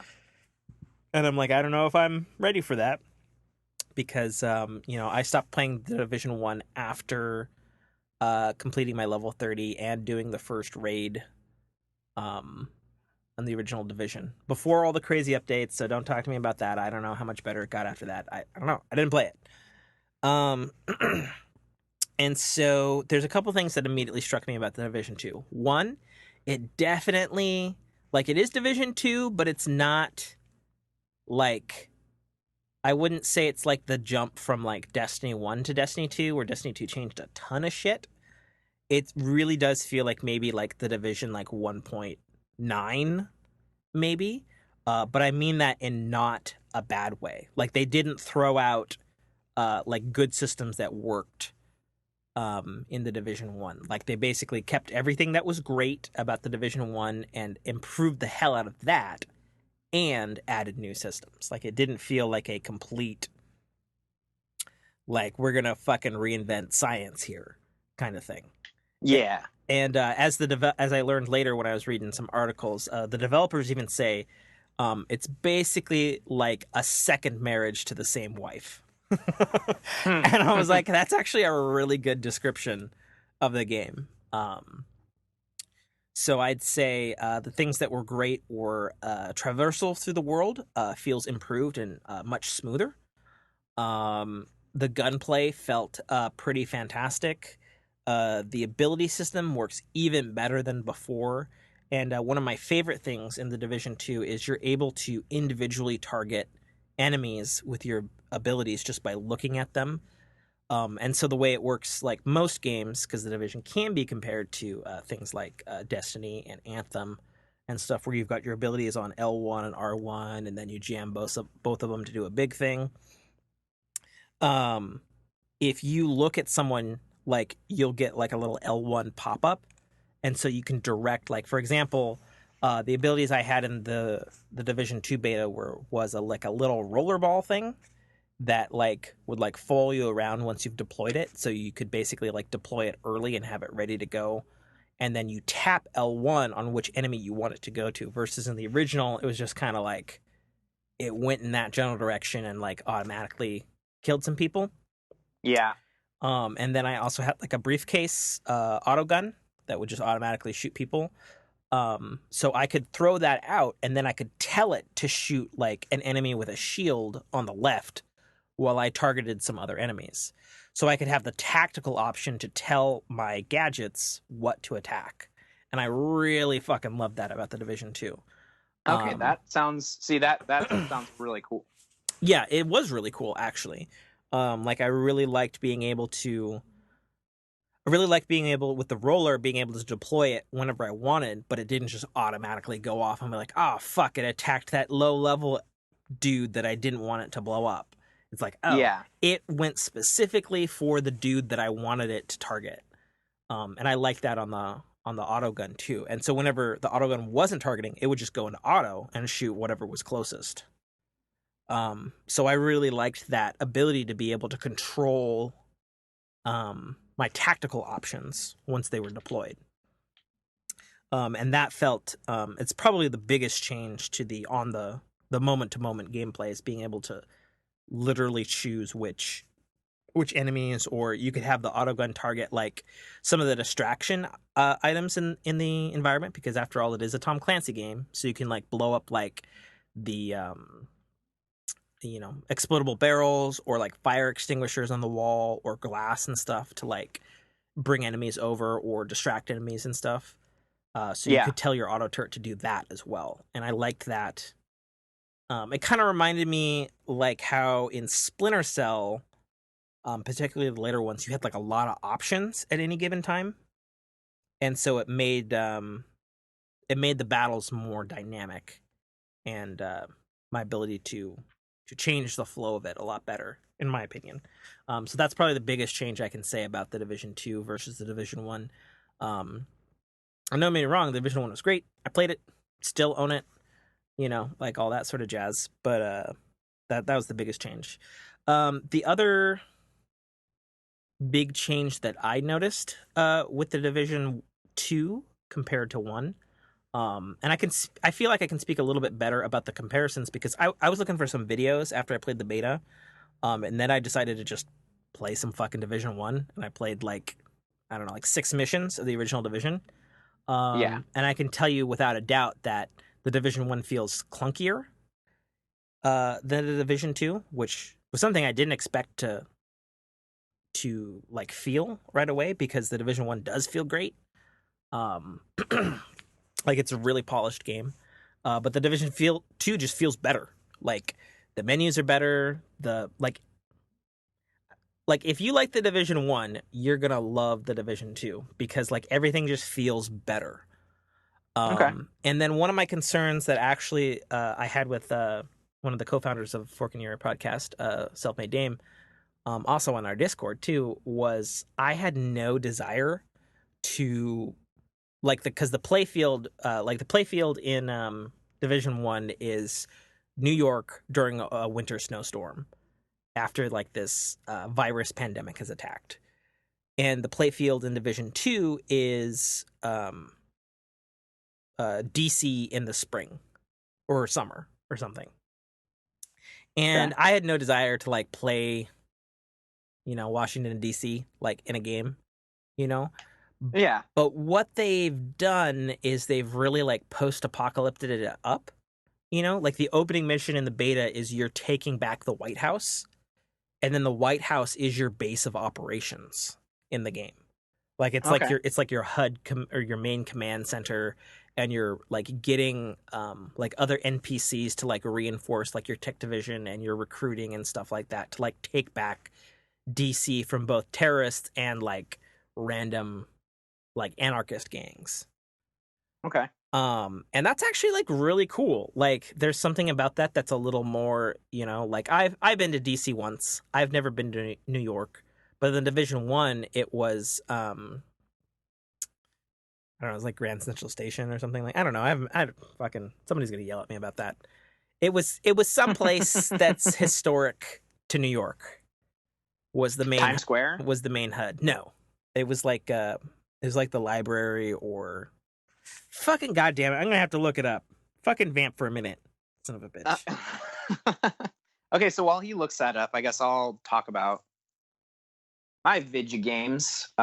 So I've been playing. I just picked up Diablo 3 Eternal Souls, or whatever that one's called. Really enjoying it. It's nice to see that a game like Diablo 3 can still keep up with these high tension, high action games like Anthem and stuff. Because I mean, originally I went to go pick up a hard copy at GameStop, and the guy was like, "Yeah, we sold out. It's still a really popular game." And I grew up. I think Diablo, I want to say it was one of my first computer video games that I ever played, or maybe Age of Empires. I don't know. But it has a nice nostalgia feel. I really like it. Playing it solo right now on one character, and then I have another character that I play with a friend online. and they're the one that actually convinced me to get it. And I'd always meant to play Diablo 3. I never did, never got around to it. And then, I've been following the Anthem kind of subreddit, seeing a lot of hate and other stuff. I still enjoy playing it. The loot stuff kind of is annoying. I see a lot of memes and comics about how the 90-day roadmap and all this stuff. I found a funny one that was like a roller coaster. And it's doing all the roller coaster things, the ups and downs, and then the track ends, and then it's got a sign. It just breaks off. Yeah, it's got a sign. It says 90-day plan for what we're gonna the tracks we're gonna build next, and then you just see a giant pile of like burning corpses and ashes at the bottom of the sign. So, and I kind of do feel it's a little bit like that, but not to that extreme. I mean, I jumped on last night and did a couple Grandmaster runs of Tyrant Mine, and I'm playing it now. I did a Stronghold while we've been doing the show. Oh yeah, oh okay, yeah. And I'm mostly just hunting for loot. I love, I like finding the epic, masterworks and all that stuff. Like I like having complete sets, even though there aren't sets in Anthem, but what I consider is, yeah, I mean they're the sets of what you want. Like last weekend, I got an unending siege for my Colossus, and I was like, yes, it felt so fucking good. And Tim knows this. I am a huge completionist for games. I need to like get all the little like nooks and crannies and like all the collectible things. I love playing Pokemon. Like I've been replaying Pokemon Moon, and I'm just meticulously going through each region trying to get the Pokemon that are really hard to like get, and then constantly switching them out, trying to keep them the same levels.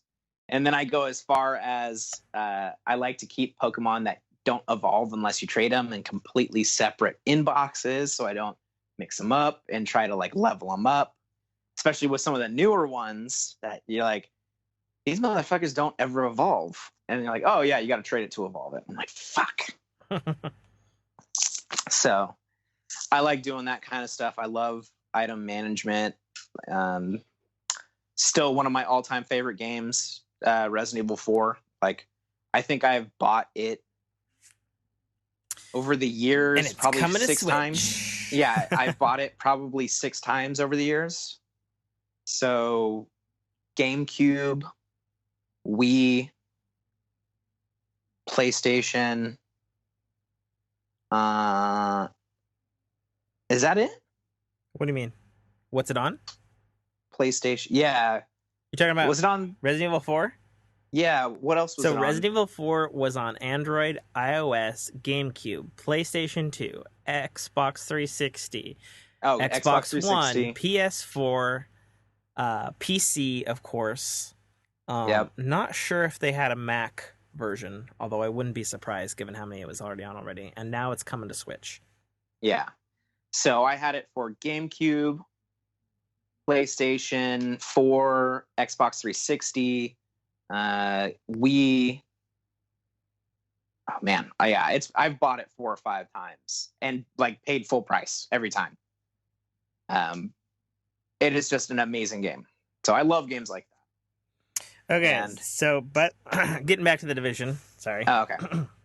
So I am talking about the greatest game ever. The hub in the original fucking Division it's located at the Pennsylvania Plaza, and it's the James Farley Post Office. Is what it is in New York. Versus in the Division 2, it's the goddamn White House.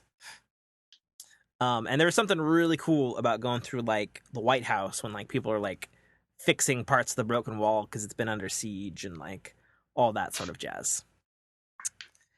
And then the other thing that I really liked about the Division 2, which I know some people might not like, is I tried to explain this mode to Brock because he's never played The Division, is. So The Division has a hybrid PvP slash high endgame area called the Dark Zone. And basically they were in-game story-wise quarantined off zones because it was like places where it was hit with a virus, so you had to go in there with a mask and stuff. But basically they had like world events and things like that in there, and you could get like high tier loot, but it like didn't just go automatically into your inventory. Like it became on your back as a little yellow biohazard satchel, and you had to make it to certain points around this PvP Dark Zone map in New York to radio a helicopter for extraction and then bring it on up via a zip line. And so that was two things. One, it made you fucking paranoid around every corner. Either NPCs would come and mob you, or it'd be a real people's team would be there, and you'd have to fight real people. And then also get it to extraction point. So what they've done in Division 2 is they still have the Dark Zone, but the zone is much, much smaller. And there's like several of them now. Like they had like, I think 3 or 4 in the first game, but they were like giant zones. They were like huge pieces of land area, as it were. Whereas in the Division 2, they're like much smaller, more compact zones, and there's only one extraction point that's usually centralized to each zone. And what I liked about that was you could... So first of all, the way it was set up in the first game was if one stray fucking bullet like missed a NPC character and hit like a real person who wasn't attacking you, you immediately get like a red mark, and like you go into like this whole thing where you basically have to like evade capture for 5 minutes, and like everybody on the fucking map knows where you are, and like blood is on your hands and you're a horrible human being and everybody in the fucking game world is hunting you, essentially. And what I like about Division 2 is you basically have like 3-tiered stages before you go rogue, which is what it's called in Division. And so like if a stray bullet hits somebody who's like not shooting you, or maybe he's helping you, some random person is helping you take out some NPCs, you don't immediately go into that mode. You basically get like a strike, and then if like a full clip hits a dude, then you go into like a rogue tier 1, and then if you kill a dude, then you go full rogue. So it really there's a nice gradient to you being labeled as a son of a bitch and marked for death, essentially. Yeah. So it was really cool because like I did accidentally throw a grenade, or this dude would jump in front of me and he'd get fucking loaded into with my fucking gun, while we were taking out like little layers and things of like different deadbeats and gangs and stuff.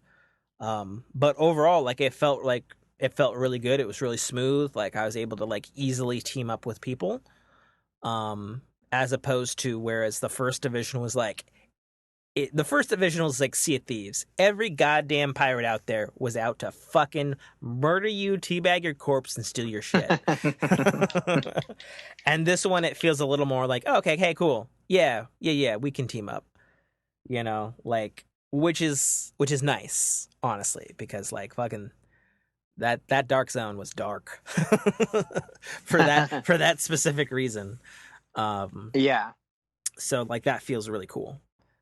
And like I'm looking forward to it only in the sense that I wasn't looking forward to it at all, because my girlfriend Jessica, she played the first 2 missions of the Division 2 beta, and she loved it, and she has quote unquote told me that we are getting it, quote unquote. So I'm not sure what that means because it's out in like 10 days. But I guess I'm gonna be playing the Division 2. That's basically what I have to say about that. So I'm hoping maybe I can get some other people to join in on that with me or something, or I don't know. Yeah. I was hoping Brock would join, but he didn't even fucking play the beta because That doesn't mean I'm not gonna join. I don't know. And then one other thing on the beta compared to the first one, which is somewhat a further slap in the face to Anthem. There's like no loading in the Division 2. Like you load in, but even like fast travel takes like 10 seconds. And then the other thing was like you show up to like, so something that the Division 1 did was like you would show up at like Times Square or like a big building and you would enter a mission and there would either sometimes there wouldn't be loading and sometimes there'd be like a big ass load, you know? The Division 2 there was no loading. Like all the missions were seamless. You like go up, show up at a location, you're in the mission, and then you walk out in your open world. Like it was seamless. It was awesome, actually. That sounds awesome. And I was like, man, Anthem needs to get there. Yeah. Unfortunately. I mean, that's been a huge gripe from anybody and everybody from basically day one. Yeah. Was the loading. So, I mean, I'm hoping that's part of their 90-day roadmap that will... it's got to be up at the top, man. It has to be. I hope so. You know? Me too. Yeah. Yeah, for sure. Let's see. So, Division 2 beta, it was good. I had a really good time. And, like, I thought I was going to play it for a couple hours, and I ended up playing it for, like, 6 or 7. And I was like, this is going to be fun. This is going to be good. That's good. That makes me excited. Yeah, I mean, I think you would like it just because it's everything you want. It's like a looter shooter. It's got PvP. It's tactical. Like it's all that Tom Clancy stuff that I know you like. Yeah. Let's see. Yeah, I don't really have much else to talk about on video games other than that. Still playing Anthem. Anthem is great. It does have some problems that aren't necessarily related to gameplay, like loading is still a big one. Yes, but they're like they said the patch was going to drop on the 12th and it's dropped today. So they're releasing things literally as fast as they can, so that's really awesome. The response time of BioWare has been legendary at this point. Agreed. And I wanted to address something that had come up also on our Discord, and I was trying to find the article for it earlier. But I guess Forbes had reported that prior to this Anthem patch, Anthem was bricking PlayStation 4 consoles. Yeah. And it came from this kid, I think around the Texas region, who had been posting on Reddit and online and stuff saying that Anthem had bricked his PlayStation 4 and he called Sony support and Sony didn't know what to do. And then this was later kind of debunked in that, yes, there is a horrible bug, or was, supposedly it was patched this morning, a horrible bug in Anthem that was locking up your PS4 to the point where you can't turn it on regularly. That's absolutely terrible, and it's not a forgivable bug to have in a AAA launch game. I don't know how that got past QA or any certification or any of that stuff, but it did happen. But to kind of debunk the fact that it bricked the console, so bricking a console means you literally nothing you can do fixes it. Like, it is done. It is toast. It's a paperweight. Something has broken completely beyond repair. That's what bricking a console is. And usually it's by way of complete fuck up of software or firmware.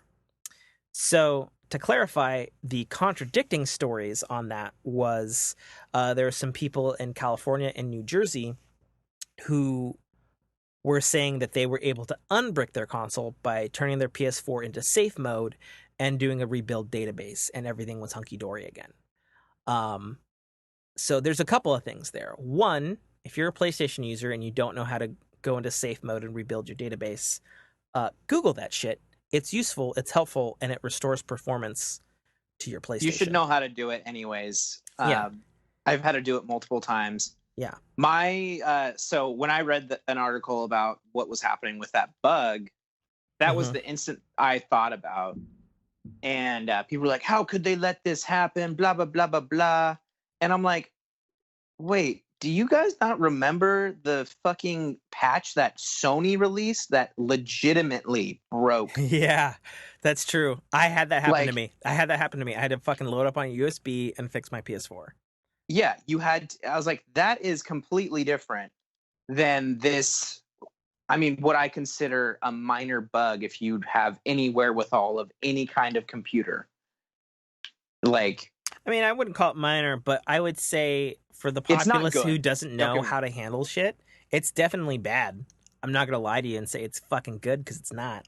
No, it's not good, but I mean, Sony released a whole fucking patch that was it legitimately bricked consoles.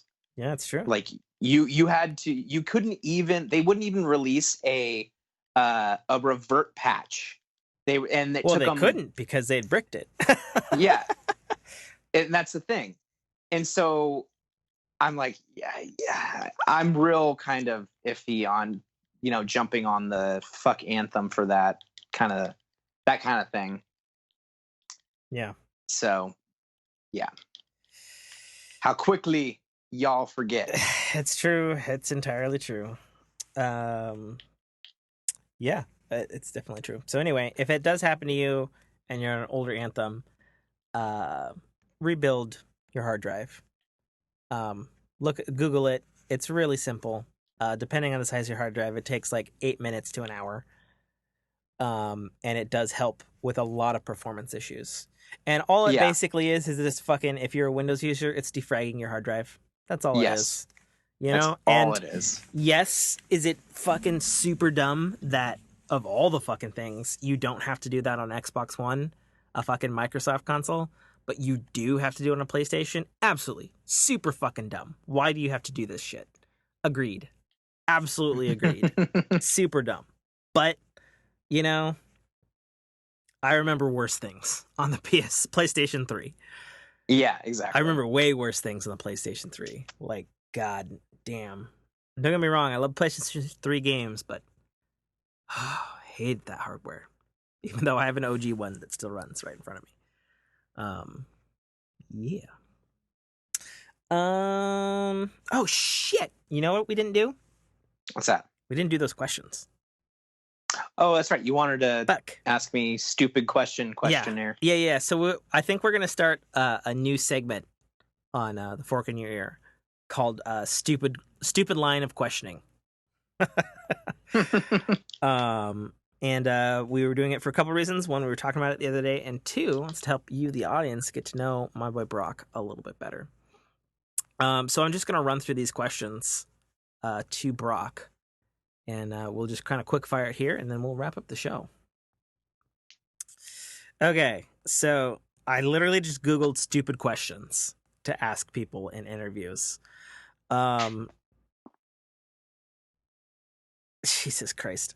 And they come from like all kinds of different fucking businesses and stuff. And I have no idea what Zappos is, but it says here, if you could throw a parade of any caliber through the Zappos office, what type of parade would it be? So I guess if you could throw a parade, what would it be? Mardi Gras. Mardi Gras parade? Yeah. Cool. Or actually Carnival, like from from Brazil. Nice. Definitely that one. Okay, sweet. How lucky are you and why? I'd like to say I'm on the higher end of the luck scale. I agree. I've had a lot. You've had of a lot of run-ins. fucking luck ass things. Yeah, I've had a lot of like run-ins that probably should have killed me, or like left me somewhat maimed, and I've pretty much walked away unscathed. Yeah, you're like a goddamn cat. Yeah, better because cats suck. If you were a pizza delivery man, how would you benefit from scissors? From scissors? Like, yes, that's the question. I was a pizza delivery. I know. I don't know. Maybe like cut my seatbelt if I was in a car crash and I couldn't get my seatbelt off. That's a surprisingly utilitarian answer. I dig it. I mean, that's about the only thing I could ever think of. If you could sing one song on American Idol, what would it be? Oh, Swing Life Away by Rise Against. Okay. Are you more of a hunter or a gatherer? Hunter. If you were on an island and could only bring 3 things, what would you bring? Desert island, tropical island, It just says island, dude. island in the Antarctic. It's an island. Jesus Christ. I mean, there's got to be a little bit more specific. Okay, specificity. you and I both love Lost. Let's say like a fucking tropical island like Lost. Okay. Water purifier That's a good one. of some type. Matches and a knife. Okay, interesting. Or actually, a way to make fire. It doesn't have to be matches. Yeah, I'd go with flint and steel over matches personally. Yeah, but once it's wet, it's fucking like it's toast. No. They got better flint and steel these days. Really? Yeah. Oh yeah. Man. Yeah, we had it since Scouts like fucking decade and a half ago. Oh, okay. If you were a box of cereal, what would you be and why? That's a great question, actually. Yeah, that actually is not bad. I really like almond bunches of oats or whatever. Oh, nice. That's a good one. Yeah, almond crunch, whatever. Like, yeah, I really like that cereal. It's kind of healthy. It tastes good. Nice. Doesn't have a lot of sugar. Yeah, nice. Do you believe in Bigfoot? No. Okay, interesting. Why is a tennis ball fuzzy? I couldn't fucking do it. because of the grass fields they used to play on. I mean, maybe. I don't know. The grass gets wet. You don't want a ball that slips off your racket or your hand when you're throwing. So that is legitimately the only logical thing I could come up with. Yeah, I don't know. Maybe it's because they're kind of like made out of felt and fucking cardboard and shit. Mm-hmm. It's just from the way it's made. I don't know. What is your least favorite thing about humanity? People. Fair. How would you use Yelp to find the number of... What the fuck? I don't understand this question. How would you use Yelp to find the number of businesses in the U.S.? The number of businesses? That's what it says, dude. I'm reading the thing. Or the number of a business? I would think it would be the number of a business. I guess I would just go online and... Yeah, this is a dumb question. Right, this is a stupid question. That's what it's for. Yeah.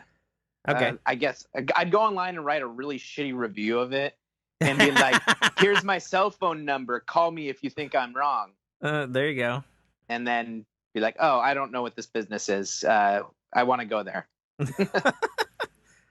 I gotta... Okay. How honest are you? Pretty honest. How many square feet of pizza are eaten in the U.S. each year? Square feet. I'd imagine I'm going to say like 1 million. Sure. It'd have to be high. We love Like, our pizza in this fucking country. It was something like 10 miles of pizza or something. Or Dude, more. I believe it, man. Like, I eat a lot of pizza. I do too. Like, pizza's great. Like, I think we get it about every other week. And that's mostly because Papa Murphy's has the cheap Tuesday specials. Yeah. So, and that's really good for both me and my son because it's dinner and lunch for both of us. Yeah. So it's essentially like 2 meals. Yeah. Can you instruct someone how to make an origami cootie catcher with just words? No. If you were 80 years old, what would you tell your children? I was 80 years old. I don't know, man. I don't know. Wash your hands. Brush your teeth.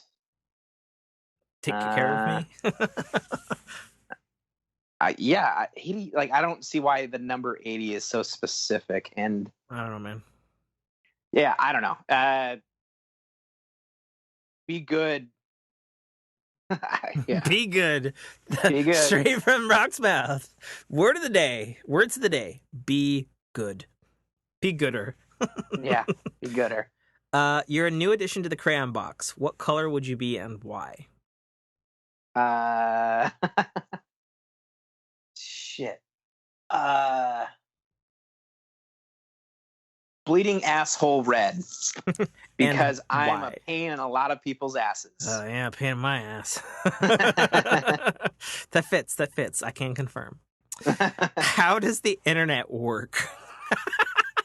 So we're gonna have to talk to Al Gore on this one. Oh. Just a giant compilation of information and servers and ones and zeros. That's not bad. If there was a movie produced about your life, who would play you and why? Who would play me? Fuck. Weird Al would play me because I think it would just be awesome. Okay, fair enough. What's the color of money? What's the color? It's like olive drab, like Okay, very specific. money green. I don't know, I guess. What was the last gift you gave someone? Last gift I gave someone was trying to think. Oh, I gave my my ex's son a gift card to Target and a pack of Pokemon cards for his birthday. Nice. Because he also loves Pokemon. Right on. What is the funniest thing that has happened to you recently? Seeing my friend trying to put out the fire and then him telling the story of putting out said fire. Yeah, it was pretty good. I'm not gonna lie. How many snow shovels sold in the U.S. last year? A billion. A trillion. I mean, that seems kind of high. 1 cadillion. A cadillion? Yes. Okay. It's Thursday. We're staffing you on a telecommunications project in Calgary, Canada on Monday. Your flight and hotel are booked. Your visa is ready. What are the top 5 things you do before you leave? In Calgary? I can't go to Canada. I have a DUI. It's a fucking question. All right. Well, I'm giving you my answer. I can't go to Canada because I have gotten a DUI within the last 10 years. Okay, fair enough. But if you were, what would be the top 5 things you'd do before you leave? What am I going to Calgary for? Some telecommunications project. Communications. Jesus. Hotel, passport. It says your flight and hotel are booked and your visa's already ready. So therefore that excludes your DUI. Okay. For how long? A week? Shit. I guess I'm gonna look up a good place to get dinner and a drink and pack my clothes. Okay. Get Canadian monies. That's like 3. Okay. Let my credit cards know that I'm going out of country. Oh, yeah, that's a good one. Shouldn't get all your shit froze. All right, you got one more. And I guess find a place for my kid to stay. Questioningly. Sleeping bag, yeah, outside the hotel. It's fun times. Wow. That's good. Yeah, that sounds right. Okay, cool. That sounds good enough. Describe to me the process and benefits of wearing a seatbelt. The process? Describe to me the process and benefits of wearing a seatbelt. Okay, well, this happened like 3 times this week. So Tim took off driving. Yeah, this fucking putz over here. And I just I don't always put my seatbelt on. It's a terrible habit, and it's not intentional. I'm not trying to be like, oh, seatbelts kill more people than they say, blah blah blah. Yeah. I just don't think about it. But every single time, within probably 5 minutes, it's super true. Up next to a cop, and I'm sitting there like, ah, shit, and I have to sneak my seatbelt on and smile and wave at the officer. And so you sneakily grab the seatbelt, click it into place, tug on it once or twice to make sure it's actually clicked into its locking mechanism. Yeah. Benefits are you don't get thrown from a car and fucking crushed or run over. which actually happened to my cousin. He wasn't wearing a seatbelt and he died. He got thrown from the car. It rolled on top of him, and they couldn't find him until they rolled the car over, and he had been dead for fucking, a few hours because they didn't think to roll the car over and look for him. There, because they thought he had a concussion and wandered into the desert. So they had an entire search team looking for him. And I guess he didn't even get crushed to death. He was asphyxiated underneath a car. Jesus. Yeah. Final question on our first round of 25 of stupid questions. This is gonna blow your mind. You ready? Oh, totes ready. Have you ever been on a boat? Yes, many times. Oh my god. Boats and hoes. The sad part is all these questions come from fucking Airbnb interviewing, fucking Yelp, Zappos, Apple, Red Frog Events, Dell account manager, Yahoo, Norwegian Cruise Lines, Xerox, Goldman Sachs. So are these job interview questions, or are these I guess, yeah. So I had it'll probably come up in the course of this get to know me thing, but it's one of the questions was, why are manholes round? Manholes? Oh, yeah, like sewer entrances. Oh, and that's a good question. Yeah. And I just was like, I don't know. Circles are more structurally stable than a square cut into the ground. I don't know. That's probably true. It's fucking easier to cast a circle than a square. Is it though?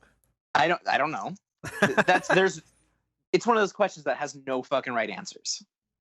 And if it does, nobody knows it. Why are manholes round? I'm going to actually Google that right now. Why I have before. Are manholes round?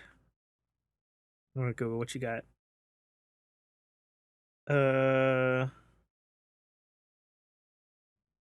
Oh, it's because it can't fall into the hole whichever way it's inserted, whereas a square one could if you misaligned it. Ah, see? There you go. And then they don't need to be rotated or precisely aligned so they can get them on and off easily. Yeah. All right, there we go. See, we're learning now. Makes total sense now. Where's the fucking "the more you know" jingle? Yeah. The more you know, and knowing's half the battle. Exactly. Whatever. However, that GI Joe goes. GI Joe. Exactly. All right. We are coming down to the close here, which means you need to figure out your throwaway catchphrase here at the end. You have a couple of seconds. Okay. As always, I'm author, podcaster, gamer Tim K. Trotter signing off. You can find all of our stuff at www.dynamicworksproductions.com, which is a little messy right now. Still working on stuff. Haven't worked on a lot of stuff because me and Brock worked a fuckload of hours this week, and a night job. So haven't really gotten back into the swing of that. Hoping to get back into that on some Monday action. Of course, you can buy my book, The Citadel Arrival, available right now on Amazon, Kindle, and iTunes iBookstore for only $2.99. Buy a book, support this show, because this shit costs money, believe it or not. And you can find me on Twitter, at Tim T, on Twitter. You can tweet at the show at GetForkedPod, and follow our Discord through the link there. And that is the only way to talk to my boy Brock, because he is not on social media. And Nope. You can, of course, email the show, the Fork in Your Ear podcast at gmail.com, and have your questions, comments, and concerns read on the air, or we'll just pluck shit from Discord, which is what we also usually do. And yeah, that's pretty much all the pimping I can think of. Oh, and check out our other show, The Fork in Your Path, an actual play RPG podcast, of which I am a star and editor, and Brock is a castmate. Yep. All right, Brock. It's time. As always, I am Brock Arthur, Brockcaster, and I don't know. I'm just trying to put Brock in front of everything you said for some reason. You fucking suck. And I don't know, man. Oh, Brock Arthur, like an author. Yeah, I'm a Brock Arthur and a Brockcaster. Oh my god. And yep. I don't know. I'll have to think up of a catchphrase or something. You should, silly. because you came up with our most famous catchphrase on the first podcast that you and I did together. What was it? Wizards Rule, the #1 Legend of Seeker and Sword of Truth podcast in the whole fucking Earth world. And you came up with "Go Dahara" as our catchphrase. Oh shit! But remember? That's easy. I do. Go Dahara. So that's my new catchphrase. Go Dahara. Terrible, but still awesome. Go fork, family path, forker face. Go forking. Forkity fork. Get forking. Yeah. Until next time, get forked. And we're out. Thank you for listening to a Dynamic Works production podcast. You can find our podcast at www.dynamicworksproductions.com. Feel free to email us at dynamicworks@mac.com.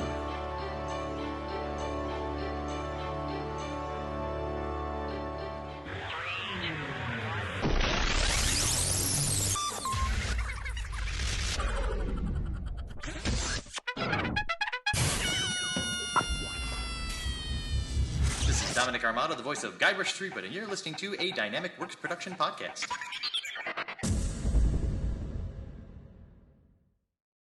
The Citadel, Arrival, is the first installment in a series of epic science fiction short stories reminiscent of the Pulp Fiction style. It's a fast-paced story that will take you through twists and turns that you will not expect, until they are thrust upon you with all the force, excitement, and chaos of a plasma cannon blast. The story follows Katarl, a nobody cog in the working wheels of a futuristic society run completely by Megacorp, a corporation that carefully runs and manages the lives of the people living under its sphere of power. On one of Katarl's few and far between days off from work, an outing he had hoped would be fun and relaxing turns into an explosive adventure that drags him kicking and screaming into situations and challenges that will make him question every aspect of his life. Watch this colorful tapestry unfurl as Katarl and his newfound allies find their way through this classic, yet oddly surprising tale of good and evil, where nothing is quite what it appears to be. That's The Citadel, Arrival, by author Tim K.A. Trotter, available right now on Amazon Kindle Store and iTunes iBookstore for only $2.99.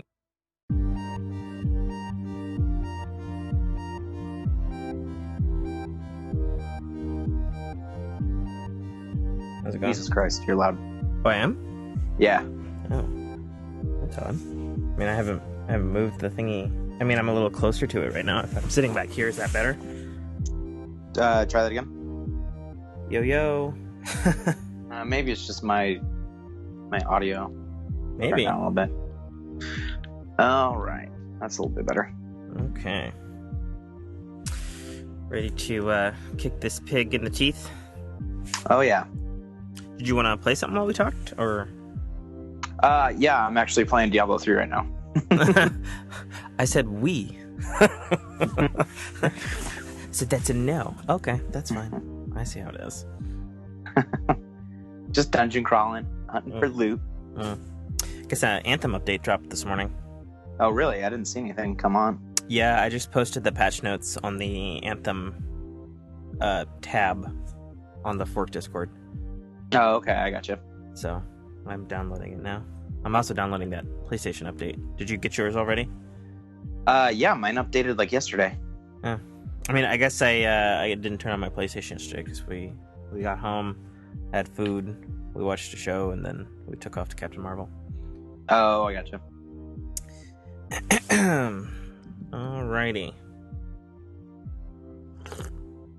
You got any topics to bring to the table this time? I mean, Diablo 3 for video games, and okay, just stuff about Anthem. Okay, yeah, sounds good.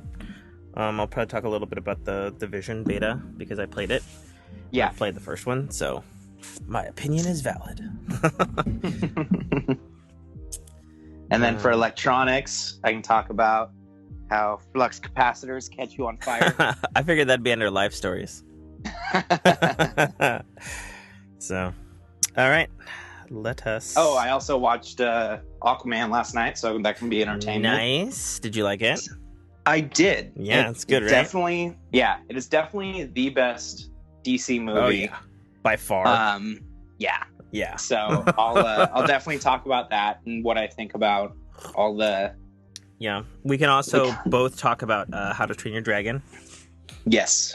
Now that we've seen that, I could give my non-spoiler thoughts on Captain Marvel. Yeah. Let's see.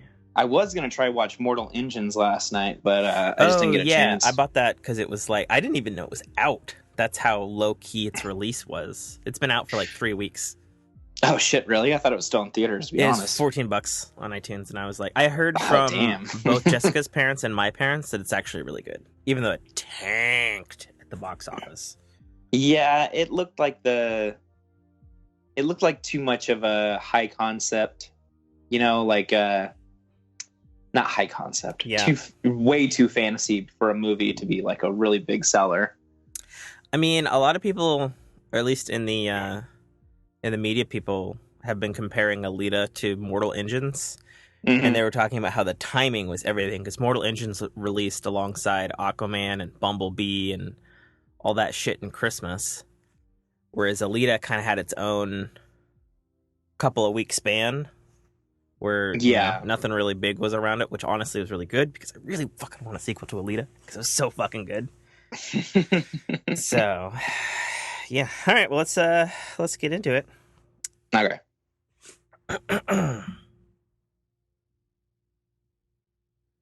Cut in.